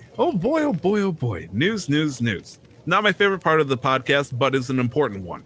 So the first topic we got going on is coming up very soon. In fact, it started yesterday. And thank you, GameSpot.com, for this article. Dragon Ball Fighter Z, or Fighters, depending on what kind of mood you are, is out on Xbox and PS4 right now, as well as Steam. Not on Nintendo Switch. However, that's going to be changing very soon. And to help show maybe if you'll like it or not, it's going to be coming out on Nintendo Switch as a beta. And that's going to be coming out this weekend, I believe, starting on Friday through Sunday. You can download the beta a la test fire style, like Splatoon and ARMS right now, where you can have it ready and set to go the moment the beta starts. Yep. So you'll be able to enjoy it. However, I would like to point out, and this may be sounding like betrayal, I'm very excited for this game because I love, and I just finished Dragon Ball Super. Okay. So when I visited my best friend a few months ago, we went to a Japanese arcade in Columbus, Ohio, and one of the games was a Dragon Ball Fighters, for the PlayStation 4, but the controller got ported into an arcade board. Arcade port board, whatever you want to call it. Mm-hmm. Yeah. And board. Me and him, we knew our Vegetas and all that from Z and whatnot, but we had no idea. I was like, who the heck is Hit? Goku Black? What is this? And now that I know, it's like, I'm excited to play. This is going to be cool. Problem is, though, right now you can get it for the PS4 right now for like $42. And granted, you can probably get this pre-ordered, not right now, because right now it's straight up $60. You can probably get it on Amazon for like $48 with Prime if you want to get it. But no, is this the better deal? If you don't have a PS4 but you have a Nintendo Switch, or I guess not even if you don't have a PS4 and Xbox 360 or a PC, but you have a Nintendo Switch, hey, it's out there and it's there for you. Yeah, I would say there's like 5 angles to this I want to cover real quick. So, Of course, Fighters came out earlier this year and is a very big competitive fighting game. So don't make sure you're understanding there fully that you're getting what you're going to get there, and what you're getting into is a competitive fighting game that's played at tournaments. So it is of that level, of that caliber. So if you're not a big fan of fighting games, just be aware of that it might I played Mario Tennis Aces, okay? Oh, true. So you're all set. Okay, great. I'm gonna say I play fighter games like nothing. Yeah. So a couple things right now. Actually, this past weekend, for those of you listening, is EVO. It's the biggest tournament, arguably in the world, for fighting games going on this weekend. Absolutely, yes. The co-founder of my other podcast is actually out there competing right now in fighters, as well as Blaze Blue Cross Tag Battle and Guilty Gear Rev 2. What's his main team? Game. On GBZF. Yes. Cell, Vegeta, Super Saiyan Goku, I believe. Cell, Vegeta, Super Saiyan Goku F? Yeah, no, Super Saiyan Goku, I believe. Sorry. Okay. Yeah, I think that's his team, but he's out. He actually was just competing earlier yesterday in the tournament, in the world tournament, basically for DBZ fighters. So that's one thing. It's a competitive fighting game. Second thing I would say is, considering there was an open beta on the PS4 and Xbox version, this makes a lot of sense. But at the same time, Nintendo's probably using it as a server test, because we have to consider, of course, the Switch Online's not paid yet, and for fighting games, you have to have an incredibly stable internet connection and good net code. So Nintendo doesn't have that. If they don't, we hope they do. They're going to have to run this test to make sure they can actually play this game at a reasonable rate. If the aforementioned Mario Tennis Aces internet, if that's any indicator how this will go, I would say run. Yeah, because they need to really do a server load test on this and also see if their netcode's up to par. The third thing I'd say is, price is going to be hard because it's already been out for a while, and that's just a situation Nintendo gets into with ports, where it'll come out on a Nintendo system because of different architecture and power much later, when it's already much cheaper elsewhere, which dilutes sales. So it's on Amazon right now for $60. Do you think it comes out as 60, or is this a $40 port title? I know, Nick, you wanted to say something real quick, it sounded like, before we get into price? Yeah, there's a little thing at the end of this article. For those who order the game on the Nintendo Switch will receive a couple of bonuses. Mm-hmm. First, they'll have immediate access to Super Saiyan Blue Goku and Vegeta at launch. Okay. And those who reserve the title will get a digital Japanese copy of Dragon Ball Z Super Butoden, a rare Super Famicom game that was never previously released in North America. I heard about that and forgot about that. Okay, so that's now a good deal. That's now a super good deal, because Blue, Goku and Vegeta Blue, at the release of Dragon Ball's Fighters on Xbox One and PS4, they came if you pre-ordered it as well. So that was like a launch thing for them as well. So that's the same. But Super Butoden is people consider one of the greatest DBZ fighting games in the past. So that's awesome. What about Ultimate Warrior 22 for the PlayStation? That was fantastic, guys. Or GT Final Bout. Oh, jeez. It's weird because I love Dragon Ball Z Budokai 1 through 3, so they were okay with me. Mm-hmm. But obviously, I learned later on that as a fighting game, they were... Yeah. It was more of a power fantasy than actual trying to have a competitive fighting game out of it. I'm a Tenkaichi boy myself, so... Yes, you are a man of high taste. For the Wii, I believe, with the GameCube controller. Exactly. None of those PlayStation 2 plebeians. Yeah. So that is out. However, speaking of trying to get a good sale, specifically for the PlayStation 4, more sales coming out. Flash sales for the PlayStation, not the 800 titles like we saw before for the summer sales. However, they're trying once again. Ironically enough, Dragon Ball Fighter Z is out here on sale for only $66. Wait a minute. This is the Ultimate Edition, mind you. Exactly. Just trying to catch you off guard. There's a good amount of them. They list here. Thank you again for GameSpot, doing the dirty work for us. A couple games notable: Assassin's Creed Rogue Remastered, $18. The Crew 2, $42. Dragon Ball Ultimate Edition, $66. Dragon Crowns Pro, $35. That's a bit of a surprise. Ooh, okay. Far Cry 3 Classic Edition, $21. Okay. It's a little bit much. Lower, please. Yeah. I know, right? Far Cry 5, $39, which it's still a new game. That's a solid but deal. Yeah, I'm gonna say that's GameStop prices, I guess. And then if you want to pay full price for it, you get the old gold edition instead. Cam's favorite game, Ni no Kuni 2: Revenant Kingdom, is out for $36. And South Park: The Video Game Collection, which I'm assuming is Stick of Truth and Fractured Butthole. Yeah. Assumably $32. Oh, that's not a bad price. Street Fighter 30th Anniversary Edition, $30. Street Fighter 5 Arcade Edition, $24. It's $24 for the base game, so it's about like $120 with all the DLC and season passes. Yeah. Tekken 7, $24. Tom Clancy Rainbow Six Siege Advanced Edition, mind you. Heaven forbid, the standard edition, $30.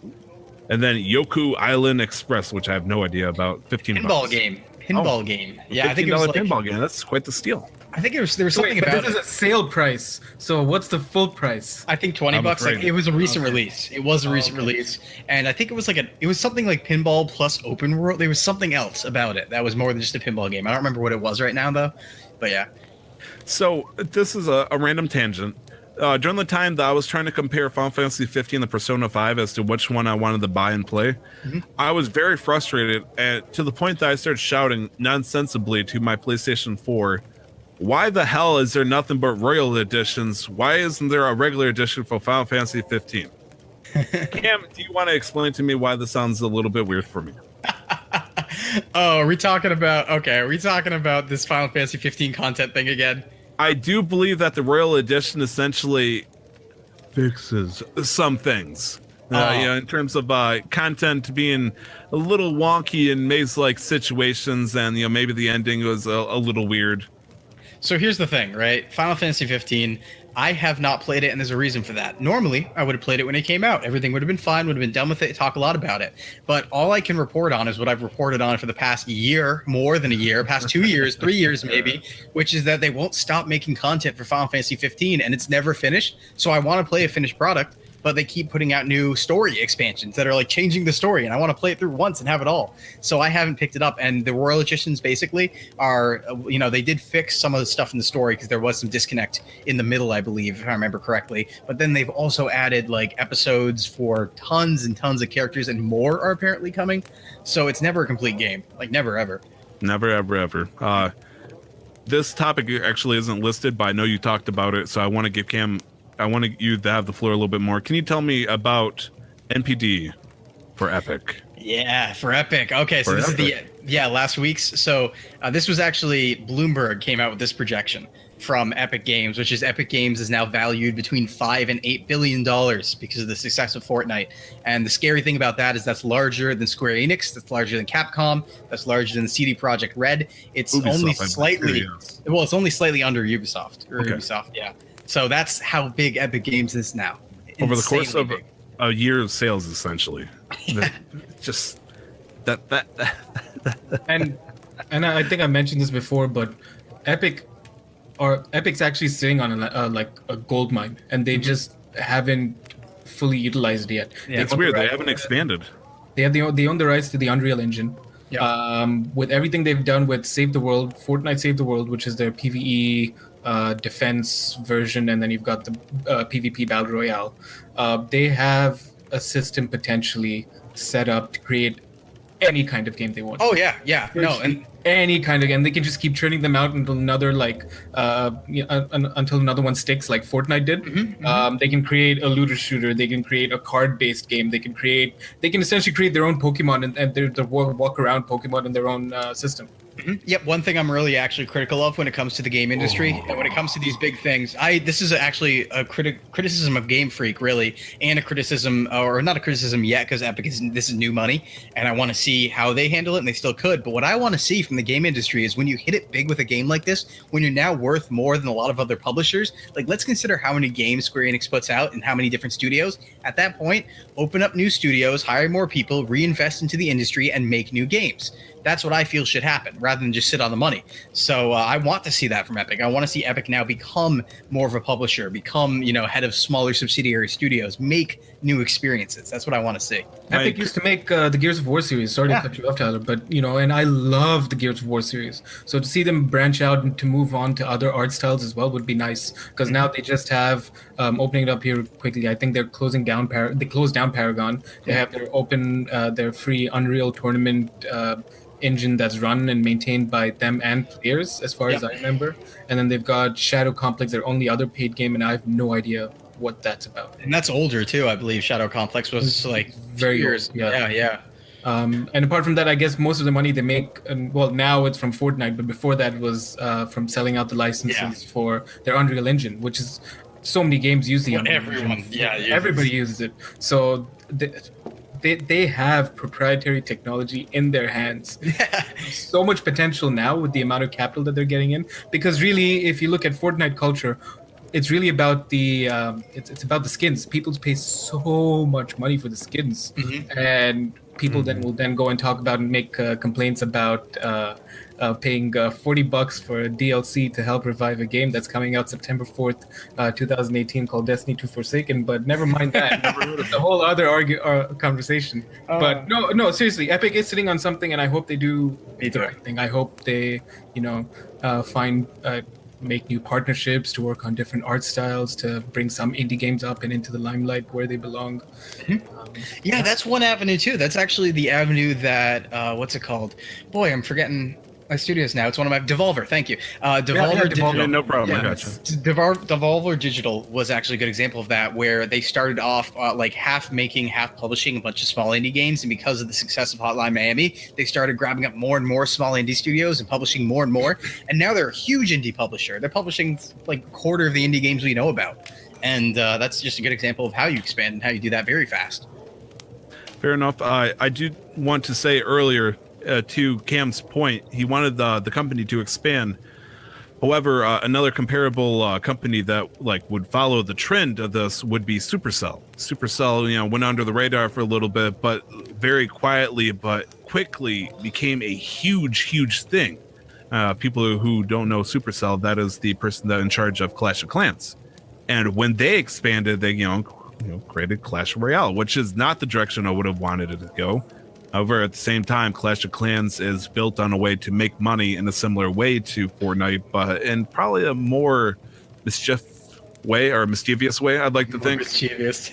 I mean, Bluehole is in the same pathway with PUBG right now, but I see what you mean with the P's. Yeah, it's called plosives, and they sound terrible all the time, and we have to be careful about them. So okay, fair enough.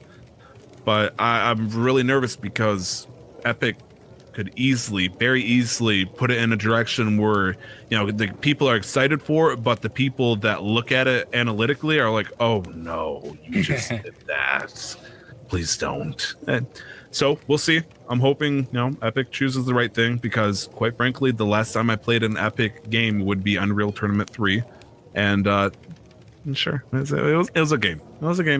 And the problem is also the level of scrutiny that game developers can receive from the communities at like the levels at which they can receive it, because there's never ever been a successful company that hasn't failed at something before, right? So if whatever the next thing that Epic tries at, and if it doesn't work, let's say it just fails, not to the levels of Battlefront 2 or any other sort of similar game where there's been a heavy criticism or backlash from the community. But let's say they just put out a looter shooter game and it just doesn't do so well, and that could essentially just potentially ruin the company, because people are like, oh, they're a trash developer now, right? So that's the other thing, gaming culture can be toxic to that extent, where people are just not willing to give things a chance, or giving time to see things grow. Like we've seen that with No Man's Sky, and we've seen that with The Division, two most popular examples I can think of. I will say, though, I think there is a way to avoid that, and you can actually use the toxicity. And there was a quote, I forget who said it, that the idea that nobody criticizes themselves as hard as people play video games, in terms of criticizing their industry that they're in, their hobby, and scrutinize it. But you can use that to your advantage. And the way you can do that is you can generally avoid, I think, making a really terrible game that gets community mad if you have community input during your development process. And that's one way to completely avoid it. Let's talk Octopath Traveler, right? They actually changed everything people asked them for during the process, and they sold 1 million friggin' units of Octopath in 3 weeks. They shipped it. I don't want to say they sold it. True, they shipped it, not sold it. But Japan sold out and continued having to stock it. I wouldn't doubt it's going to pass. Yeah. It's going to be over there already. We don't have that pure data yet, but it'll be above that too. We might even hit that. I joke about a weeaboo limit of 2 million units sold that I joke about a lot, because almost nothing gets over that. Like Persona 5, Nier Automata, some of the Bravely Defaults, Octopath, Fire Emblem Awakening, like they always almost or barely break 2 million. So there's like a cap almost on that type of game. I mean, after that it becomes mainstream. You don't want that. Yeah, I don't want that, but but it's definitely something new to consider. All right. Speaking of big numbers, thank you for the segue there, Cam. Next article, and the last one for this one. The NES Classic is so popular, it outsold the PlayStation 4, Xbox One, and Switch. in the month of June. Yeah, NDP data, baby. This is specifically units, not monetary like value. Yes, So yeah, this this is is financial units, not revenue. It's just revenue. number of units they've shipped. So I'm sure any of those other consoles, in terms of money and maybe not profit, that might be up there. Yeah.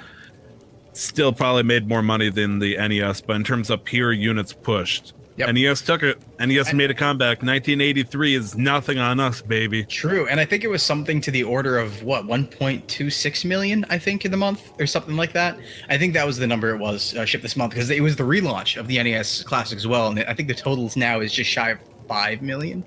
You know, this article doesn't appear to actually say it. No, it doesn't okay. This Yeah, is heartbreaking. bones. Yeah. I had it Fantastic. elsewhere, so yep. Fantastic article. Thanks, Verge. I know, right? So, thoughts? Before a defamation suit. What did we do to ourselves? The Verge is a very reputable source of information. I thank you for your article input as well. However, GameSpot, you are doing a fantastic job. Thank you. Yeah. Anyways, I'd like to go to the topic of the show, cover it, maybe not real quick, but somewhere in that field, because I have a feeling that this is gonna be another long episode. Oh man. So, topic of the show: games of the past that would face scrutiny and controversy if it was released today. I have a fun answer, but yeah. So I really wanted to talk about Mr. Gunn, Mr. Harmon, talk about all the giant controversy that's going on where good reputable people are having their past being dug up and used against them, even when it has no context whatsoever anymore. And for the most part, they've very often apologized and redeemed on it. Why they didn't delete it, or maybe they couldn't cover all the tracks of evidence being disappeared off the map because there was somebody from 10 years ago who's like, I'm going to save this just for the heck of it and sell it for $20 to the nearest liberal in 2018. But like I said, I didn't want to talk about it. So let's find a video game version. I wanted to talk about video games that I knew that would have came out, say 20 something years ago, that, everybody thought was a great game, but they think about it, it's like, oh man, if that came out today, that would not fly whatsoever. So we got a huge list. We were not going to be talking about them, but we are going to be talking about them, but not all of them. Is there any particular games that come to mind right now that you would think that would not fly without heavy modification in 2018? Here's the thing, right? So the question, it's tough, right? Because I think the question, or the answer to this one is all of them and none of them.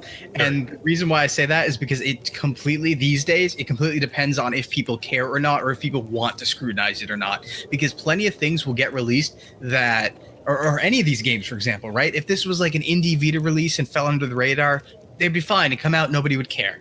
But if people draw attention to it, then it has to change. So practically every one of these things from this list, if people drew attention to it at this time now, because of how prevalent the social media culture is and the scrutiny is, it would have to be changed. So the answer is all of them, but if nobody cared, none of them. Like a good example being any JRPGs that come out these days, actually, a lot of them. So a lot of the ones that on the Vita, basically, a lot of the ones in the Vita, there's some stuff where it's like, okay, some of these JRPGs deal with girls in high school who in the US this would be considered pedophilia, that you're dating them and things like that, and you're doing stuff with them.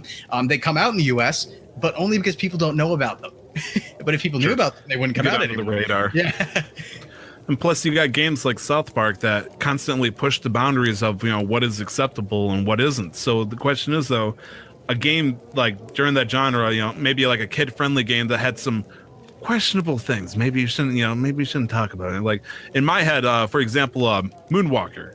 Thank you to Kevin Austin and Caro for talking about this. Moonwalker, you're playing levels where you're traversing platforms while saving children.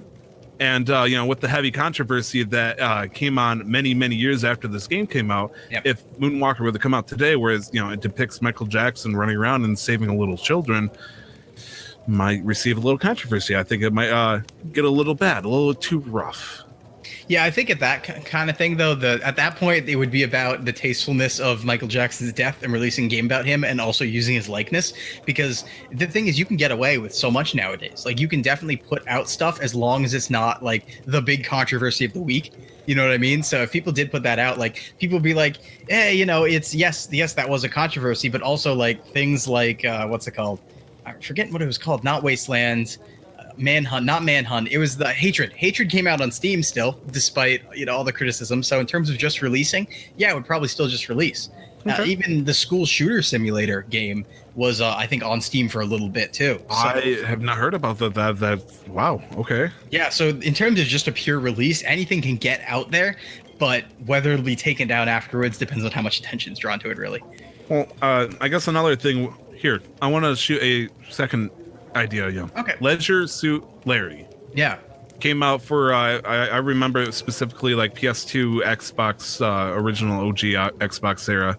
A guy cartoonishly constantly trying to do an adult version of Johnny Bravo and just constantly trying to get laid. Mm-hmm. As a hentai game or something like that, or as a porn game, it would be fine if it got released in 2018. However, this is being released as a mainstream game.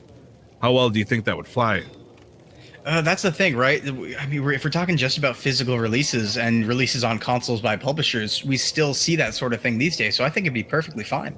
I mean, what do you think the comparative game would be nowadays? Yeah, I mean, if you went to Sony with the PS4 and Vita, I mean, let's talk about even things like Summer Lesson, like in the PSVR, or even on Switch, surprisingly from the kid-friendly Nintendo, the Senran Kagura VR dating game. Well, it's not a dating game, it's VR tech demo, but you're basically just fondling one of the Senran Kagura girls' boobs. And that's just, it's on a Switch, and it's a VR game, and it's coming west. Wow. Yeah. I did not expect that. Another thing I noticed, like on Nintendo Switch right now, there is a Japanese like cell phone conversation game. Yeah. Like mostly in Japanese, but it's, it looks like between you and a Japanese girl. It's like, will you feel the summer love with us? Mm-hmm. Buy these 3 different games and options. I was like, wow, Nintendo let that one through. Yeah. Lordy. I thought, Manhunt for the Wii was a bit of a push, but okay, sure, yeah, you you sly dogs, you. How about maybe not in terms of the sexual content? How about I'm looking at this list now. There's quite a few. Yeah, a lot of it's sexual content. If we went back, of course, we could talk about Mortal Kombat and the blood versus no blood, Sega versus Nintendo, and all that sort of stuff, because it was just a different time then. Because then there was the idea, and it was practically more so a truth than it is now, that games primarily were for kids and primarily targeted towards kids, and this was before the ESRB and the rating systems, so things were different back then. If we didn't have those structures in place now, we would see a lot more things banned, because it's like, well, you don't have a rating on this game and it has sexual content, a kid could pick this up. So it'd be different now, definitely, because we have the ESRB, so we can rate things as M and then release them no matter what, as long as it's not rated adult only, I think, which almost nothing will be published as that. If it gets an adult rating, they just will be like, nope, we're releasing it on our own. So is there... but growing up in the Middle East, we were never officially, the GTA games were never officially sold. They were either pirated copies that people would get off torrents, or where they'd changed out the optic reader on the PlayStation, so you'd be able to play fake games. Yeah. I never did that because I believe that I still do to some extent believe that's blasphemy and you should never do that. But I wasn't gonna start criticizing and discriminating against my friends for doing all of that, because that meant they could get like hundreds of games for like a fraction of the cost. But for me, I'm like, no, I'm gonna get these games properly. I'm gonna not do that to my. Anyways, that's this. I'm digressing. But yeah, no, I never played any of the GTA games. Still haven't played a single GTA game because they were just never available, and I never went the route of getting them illegally. Yep, that was actually one thing. So I've looked a little bit into this, because I was, of course, talking from a U.S. perspective. But if you do go to the Middle East and anywhere, really, a lot of different countries, China, a lot of games are banned as well. I know famously in Dota. Yeah, Australia as well. I know famously Australia's notorious for their strict ratings. Yeah. In Dota 2, I remember there's Skeleton King, and Skeleton King couldn't be released in China because of superstition, so they had to change it. But Saudi Arabia actually has a significant list of banned games, and some of them actually for religious reasons. I know that Pokemon Go, allegedly, they claimed Pokemon Go was banned for a bit due to un-Islamic principles and things like that. That was, of course, what Saudi Arabia was saying. But Saudi Arabia has an extensive list because they have, content on sexuality sometimes won't get released, as you said, extreme violence, impact violence. It looked like in this case of GTA, things like that. So it depends on where you are around the world too. Yeah, it's a lot more lax now back home, and also just as a quick mention, nobody really like Saudis, like the uncle that nobody really wants. We try not to. We try not to listen to them. But yeah, no, back in the UAE, it's a lot more lax now. Things are Things are set up a lot more properly, where it's like proper age ratings, things like that. But some games will just never see the light of day in those countries. But some games make it through, like The Witcher 3. So yeah, it's complex because also when I think about controversial games being released now, I think about Modern Warfare. I think the first one, where there were some not so accurate depictions of, how things were in these different countries that they were visiting. Right. So I recognize that it is fiction. I recognize that it's set in a fictional place and they can do what they want. But to some extent, when you're creating a game like that, where it's to some extent hyper realistic, you want to make sure that you're depicting things realistically, right? You are creating this world for your consumer. So creating things where you're pushing a particular, not maybe it seems like you're pushing the agenda because you happen to put this picture in the wrong place that's saying the wrong thing, but you didn't know what the translation was, which seems ludicrous to me, because if you're making a game with foreign languages, you have to like know what's happening, what those things are saying. Well, that's the thing. If you put something in a game, you have to put it in. It isn't just hiding there, right? Somebody put it in there. So there is that. But Muslim chanting in the Fire Temple. Right, that is one. There was one. There was the Islamic chanting in the Fire Temple, I believe, for Ocarina of Time.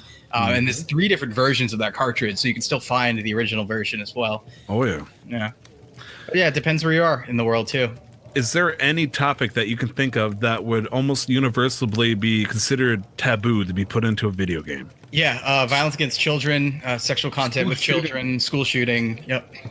I mean, you just told me that a game, School Shooting Simulator, exists. Yes, it does, and it was, I think, released on Steam for a little bit. It's not there anymore. So it was taken down, but it did get out there. That there is hope for humanity. It did get out there. There's a new one that is being developed this year. It's called Standoff. It's by a developer called Revived Games. It's a Russian video game developer. His name is Anton Makarevsky. Brings up some stereotypes I would rather not have related. The game depicts the school shooting and allows players to take the role of either the active shooter or a SWAT member responding to the event. Wow. I mean, I would like to use that maybe like one time just to show like a demonstration of, the reality that's going on right now with stuff that's happening over in our country. But as a game for kids or, even adults just to play nonchalantly, that would be just the fact that it exists. That's messed up. For me, I think I'm actually going to take a controversial stand on this, where I think it really, for me, depends on the intention. Because if I want to consider video games an art form, I have to also, of course, allow for the art to depict whatever. And so a good example being like where art of school shootings, depicting school shootings is, as a social criticism is allowed. So if the game took that angle, I think that would be completely fine. It's definitely not tasteful if you do it for fun, but I'm also fine with it releasing. I mean, my whole subject would it receive heavy scrutiny and controversy? I think it would. It probably, wouldn't even come out on a major platform because everyone would, I'm not saying the president would sign, a bill, an executive order saying, banning this game from Steam or whatnot, or, God forbid, Gabe Newell does it himself. But, I'm just trying to think if there's any other, there's a lot of subjects, but like even stuff like torture in Grand Theft Auto 5, that's But also, as Cam pointed out, it's really about people just finding issues for no reason because video games were meant to be for kids. But I'm going through the list in my head right now, or at least like the small list that I have, and really violence has always been a part of video games. So even stuff like Manhunt will have criticism, but these are people who are looking at it from what are the kids gonna think, or think about the kids, but it's not made for kids. It's clear it's being made for a particular kind of audience who enjoy these kind of games. It's made for people who like horror, who like these gory games. So that's also the problem. It's the context of it. The one funny thing. Oh, sorry, Tyler, you go. No, go ahead. Okay, all I was gonna say is the one funny thing is that I've noticed, and I thought about this a lot when I did the violence in video game special, which is we have to just realize, at least, it's not something that we have to agree with, but I think it's something that everybody should consider, which is fun to consider, just from an entertainment standpoint, is that we're very much in that group that plays those games. Not necessarily those games, but plays, violent video games and that sort of thing. Right. And it's a completely different story because we're so desensitized to that. It's such a different story for somebody who doesn't play video games to come into video games, like you're, an aunt or something like that, and be like, I can't even imagine shooting people like that look so realistic in this game. That's ridiculous, and it's so commonplace for us. So it is fun to consider the outside perspective, what it looks like from the rest of the world looking in. Maybe we're the crazy ones, right? Yeah, no kidding. Like, just imagine somebody watching us play that mission in Modern Warfare. I think it was Modern Warfare 2. Yeah, no Russian. Where you're shooting into the people at the mall. It's like, never touched the game of their life. They watch somebody watch this and laugh at it. I could only imagine the look in their, or the thoughts in their head, like, holy crap. Oh yeah, no, it's bananas. Like, to put up like a fun, not a counter argument. Very nice for the video listeners. Nick just flipped us off while cleaning out his eyes. He gave us a double. Very, very classy. See, now I've lost my train of thought. Good. Sure, like, yes, sure. Aunt Shelley is probably horrified that you can shoot all these people for no reason, but she'll have no problem running over a person to get a good deal at a TV on Black Friday. True that. In real life. True that. And I wanted to say this. I almost went to my slow, deep voice, but thankfully I picked back up a little bit. Anybody... I was about to go back into my slow, deep voice. It's going to get a little political here. Anytime in real life, in any statement, especially when it comes to video games too, if I hear the phrase "for the children," I turn off immediately because it's like, you are not thinking of the children. You are thinking of one of the emotional weaknesses you can find in a human psyche by mentioning the children. And therefore, you're trying to use underhanded tactics and trying, I understand that when you're trying to make an argument and you're trying to apply to people's emotions versus facts, you're going very, very under the belt because none of us are fathers. But we do know that...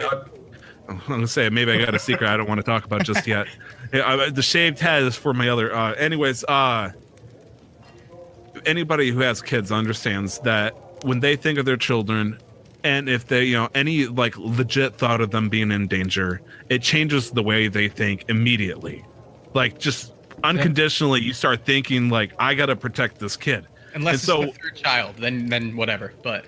yeah, I mean, once it gets... by that point, you're just exhausted. You're just like, well, whatever. These first two are going to be fine. Yeah. If they're able to start walking out, it's like, I can make another. Come on. But for real, though... I understand that because it's also very much hypocritical when all they want to do is focus on video games, because there is so much else that's happening. If people were to take such a hard stance against pornography, against the news reporting like war, not forget whether they're doing it right or not, but the fact that they're reporting and showing scenes of war zones on TV, like, kids are gonna find out anyways. You can try and the more you try and like shelter and close them off, the harder they're just gonna try and break out and find out everything that they want to find out. Right? Yeah, that was the case. And we have to also consider, I mean, just from the perspective of the ESRB exists, it has 99% compliance. It's parents' fault for not understanding that system. It's very clear, and it's also retailers' fault for not like enforcing those. Well, they do. That's the thing. That's what I'm saying. The ESRB has 99% compliance from all stores retail, and all retail stores have random checks. So one of my buddies is an SGA at a GameStop, and I talked to him in depth, and he was saying basically the frequency of the random checks. They'll have people come in who look like kids and have them try and buy an M game to see if they'll ID check them, and if you don't ID check them, you're fired on the spot. And that's it. Okay. And they do that often. They do it very often. So it's really just parents are buying these games for the kids without understanding, and then but that's the physical game. Right, that's the physical game. Online, all it needs is some kid who's got a wine mother who's asleep at 3 p.m. because she passed out already. Right. Pulls out a credit card, buy whatever.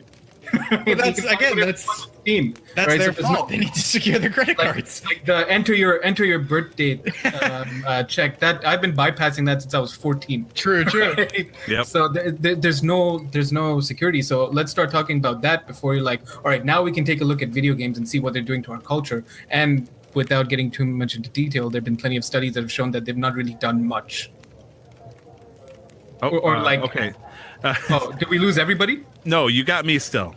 Oh, okay. No, okay. We'll ask Cam again. Okay, sorry. I was looking at Cam, and he has this most beautiful hand to the chin smile. Like, gee willikers, mister. Talking about violence is so fun. The problem is purely, is when people focus, all right, this is something bad that's happening, right? And people will focus just on the one thing, right? And it's never always just the one thing. There's always a bunch of factors around it. And so you have to look at all of these things and get a clear understanding what's happening before you be like, all right, this is what's happening. This is what we need to change. So rather than going straight away like video games are bad, we should remove all the violence. That's probably not the only answer to it. You probably have to have like a lot more stricter checks. I did a paper this semester about how smartphones are destroying a generation, so I'm a little bit fired up when it comes to being all right, it's only the smartphone's fault, because there are plenty of writers out there who are like, the smartphones are to blame everything. Smartphones this, smartphones that. Well, you have to look at also the parents who are influencing these behaviors, right? Because kids pick up habits from their parents, and parents are just like older people are just as much addicted to their smartphones now, right? And what can you say about like newspapers and like TVs and books? People would still spend, subway rides, sitting in coffee shop reading newspapers, books, and they're still being antisocial. Does that mean that books are to blame about people feeling lonely and not being as... Preach it, Nick. Preach it. You are saying the good word. Like that, I hear nothing but truth coming out of your mouth. I think that smartphones are great, personally. Like smartphones, they're like just like any other tool. It's there for a reason, and it's how you use it that defines like what that tool becomes. This tool has the repository of the entirety of humanity's information at your fingertips. Like, if it worked in the past, this could conquer countries. Like, seriously. Pretty much. It's the same thing with video games. Like, you have them as a source of entertainment, sure, but now you have people building careers on them, right? And it's just a change of generational trends, and people are just having some resistance in accepting them. Speaking of, I just want to talk real quickly about mobile. I know this wasn't a news topic, and I don't really want to talk about this company anymore, but Epic decided to make a quick change with how they're going to handle with the phone games. They're no longer going to be putting their app out through Google Play anymore, and decided that they're going to have it put out and downloaded through their own website. Yep. Which is a huge jump.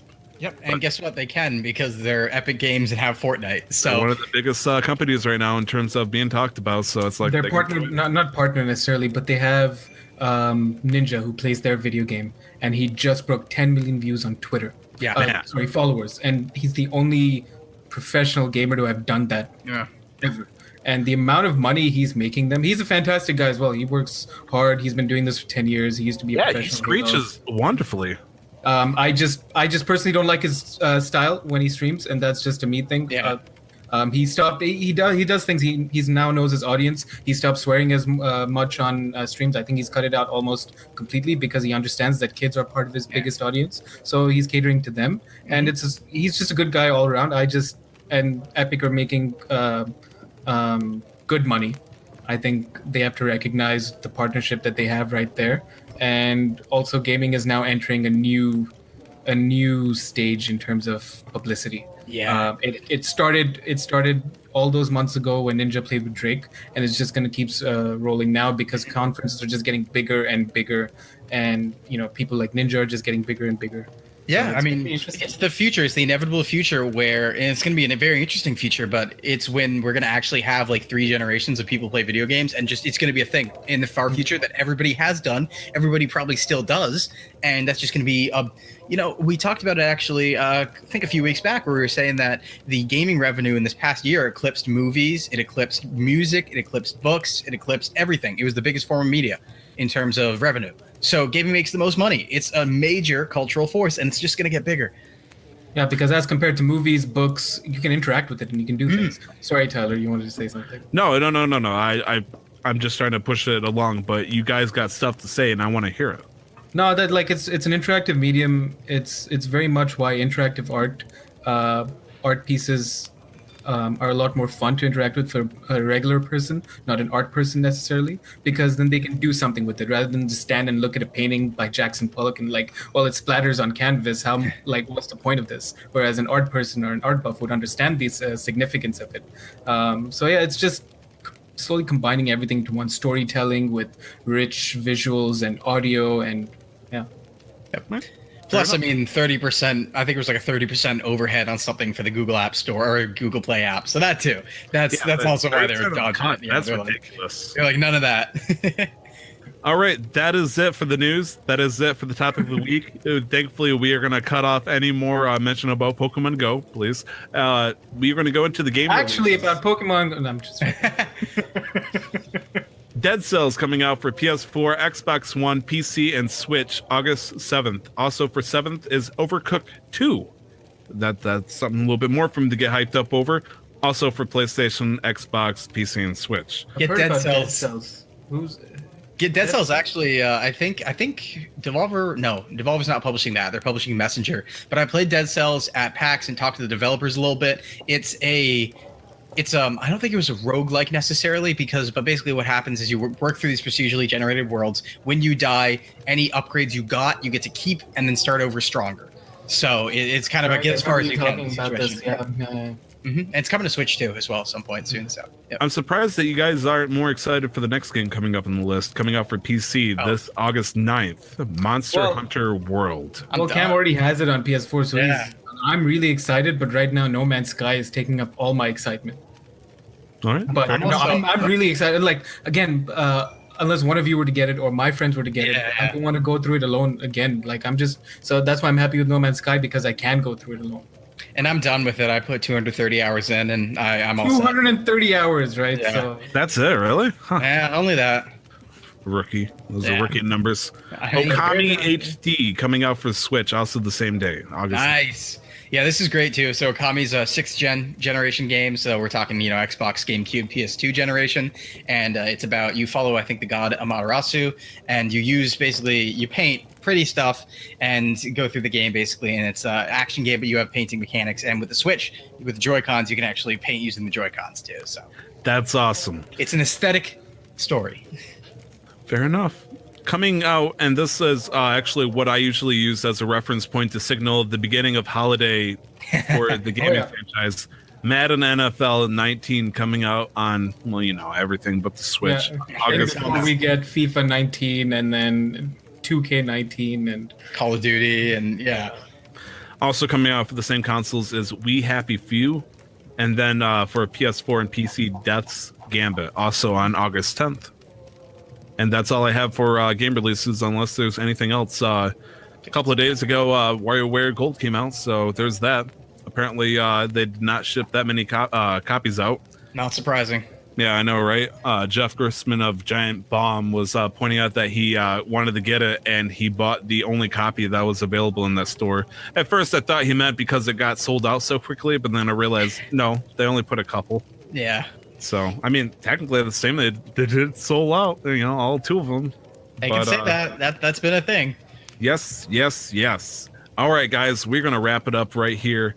You can email us at casualmasterquestpod@gmail.com. If you remember that name, Casual Master Quest, the whole name of the title of the podcast, @gmail.com. You could, ladies and gentlemen, be the first person that isn't a targeted ad response to email us. Fair. Give us a question. But that Nigerian prince really needs our money. Exactly. He's working at Apple now for some reason. Like, he really expanding his services, and he wants to work with me as a partner. I just need to talk with him. And I realized that talking like through Gmail or email and all that stuff is really outdated compared to, say, just ask me on Twitter or something like that. It's still fun. It's kind of like writing a letter, except you can use your phone. So, if you want to write a letter to us and tell us, by all means, tell us your story. Tell me about how much you love Nier Automata. But you can also find us on Twitter at MasterQuestPod. All podcasts and gaming can be found on our YouTube channel, which we will link on our Twitter. Where on our particular YouTube channel, like the one that you're listening to live, was playing some Super Mario RPG. I thought it was okay. I'm not very talkative about it because it's a grindy playthrough game. I'll talk some smack every now and then. Give us some interaction, please. I realize interaction is key for a successful stream. You can find me on Twitter at 2timestyler. Cam, where can we find you? You can find me on Twitter at CamCollects, and you can also check out my other podcast at IntoTheVideoGame.com. In terms of streams, I'm on twitch.tv/CamCollects. On Monday nights, it's now Pokemondays. That's just a thing. No matter what, side games, Nuzlocks, whatever. We're doing Pokemon from now on. So Yeah. that's the thing. Pokemon Monday starting actually this next week. So probably the day of this episode release on Monday, we're starting White 2 randomized Nuzlocke. I'm super amped for that. I'm super pumped for that. It's been such a long time since I played it, Black and White 2. So I'm like, ooh, let's go. I like Gen 5 a lot. I like Gen 5 a lot. And we're going to talk about that. We're going to talk about that a lot, and we're going to say why it's underappreciated a lot too. On Friday, I'm not sure what I'm doing with Fridays yet. I'm still playing around with that block. We actually did a doubleheader this week. We might do a doubleheader next week, starting at 6, not 4. So 4 p.m. has been my start time to this point, but I'm moving back to 6 because 4 p.m. is terrible. So that's great because I don't get out of work that early, so it's to come home and wait until 6 instead. Yeah, so I'll see an email saying, Cam Collects is, sniffing that trash. I'm like, I got 2 hours before I go home. It's like, no. Yep. So something's happening Friday at 6, but you can check out my Twitch channel. I have alert box stuff now. My actual bottom information page is updated with fancy graphics. So we're getting there. We're getting there. New GIF. We got a new GIF that I forgot to use last week, and I'm going to use this week. I'm ignoring that detail. But one thing I do want to stress too, for people who don't know how my streams go and that sort of thing, I'm very talkative. So if you do like talkative streams, there's probably not more than 10 seconds of not talking. So. And the weird thing is, and this is what throws me off for those who are, portraying a small interest. Very few streamers, once they hit the big numbers, it's kind of hard to look and respond to every single thing. However, Cam is notorious to respond to anything. Like, even if he has no idea what the reference is for, he'll still repeat it. And if he doesn't understand, he'll still chuckle. Yeah, and I'll do my best. He's the guy that'll read every letter. He'll read every email. He'll respond to it as best he can. So if you love a guy like that, Cam is the person you want to go to. The only time I didn't was somebody came in my stream randomly and was like, I need to take a huge poop. And I was like, that's great, bud. And I just kept going. And then he said it like again. And I'm like, I'm going to ignore that one. All right, fair enough. Yeah. However, if you don't like happy-go-lucky Pokemon streams, then why wouldn't you? There's something over on the other side of the field, a dark field, a field where there's moons and other planets in the horizon. That is Destiny 2, where you can find, hopefully, Nick. I don't know. You've been kind of spotty, mister. Tell me all about it.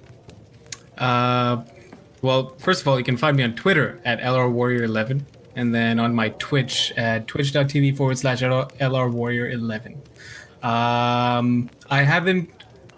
I've been playing Destiny 2. You have. Yeah, so Forsaken comes out September 4th, which is the next DLC. And they've introduced a grind back into the game for like special armor sets that get you above max slide, whatever. It's fun, basically. They've added a few things, they've sprinkled a few things into the last few weeks where everybody's having fun, and I've not heard a bad thing about the game in a long time. Yeah. No, I'm serious. It's fun. Yes. So one thing I do want to say, Nick, in terms of streaming, so I made a promise to my streamers to never stream Fortnite. However, that doesn't mean if somebody else happened to stream it and I was there, that would be a problem. So if you want to do duos at some point, let me know. Or trios, mister. Come on. Look, the final thing I want to admit about Fortnite 3, I gave him some money. That's fine. No, I've done that before. Don't worry about it. It's weird because I gave them money. Did you buy?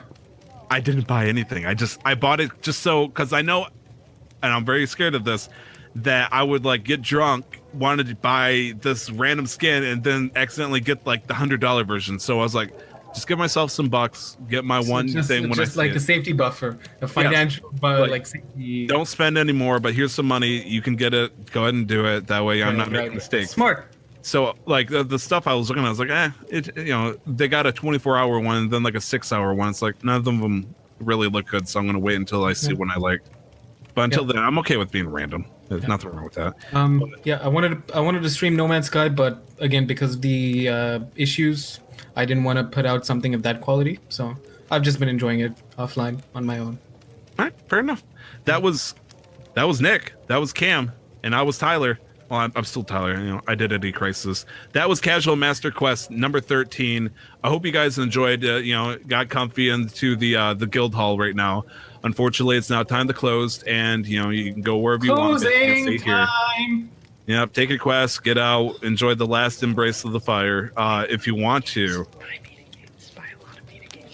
Buy a lot of Vita games. Buy a lot of Vita games. For those who are listening, and this is actually a very important announcement I want to put before we shut out.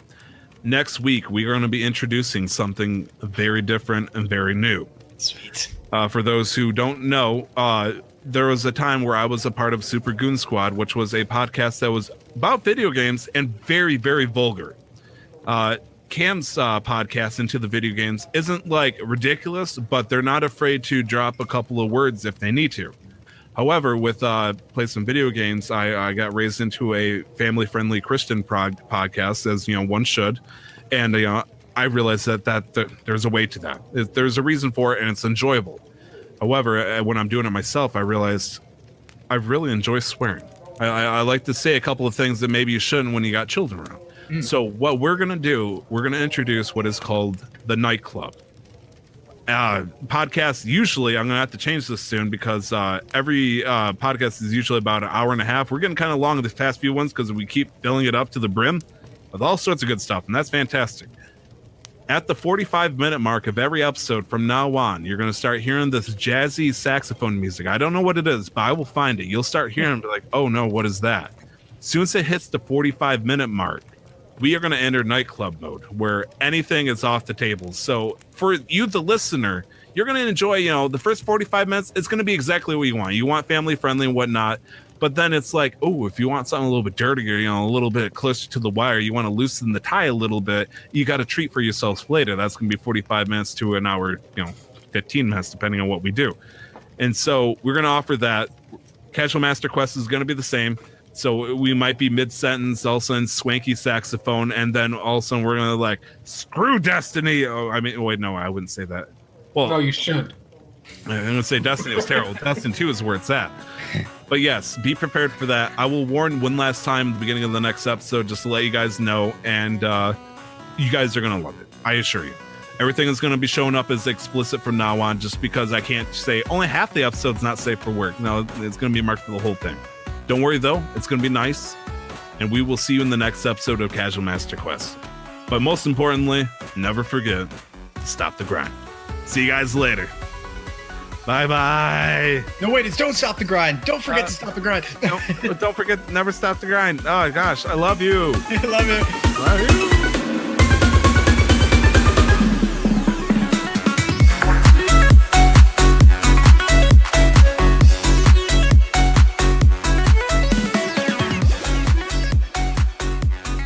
Find more of our work by searching for Casual Master Quest on iTunes, Google Play, and other podcast players. Check out what we'll be doing next week on Twitter @MasterQuestPod.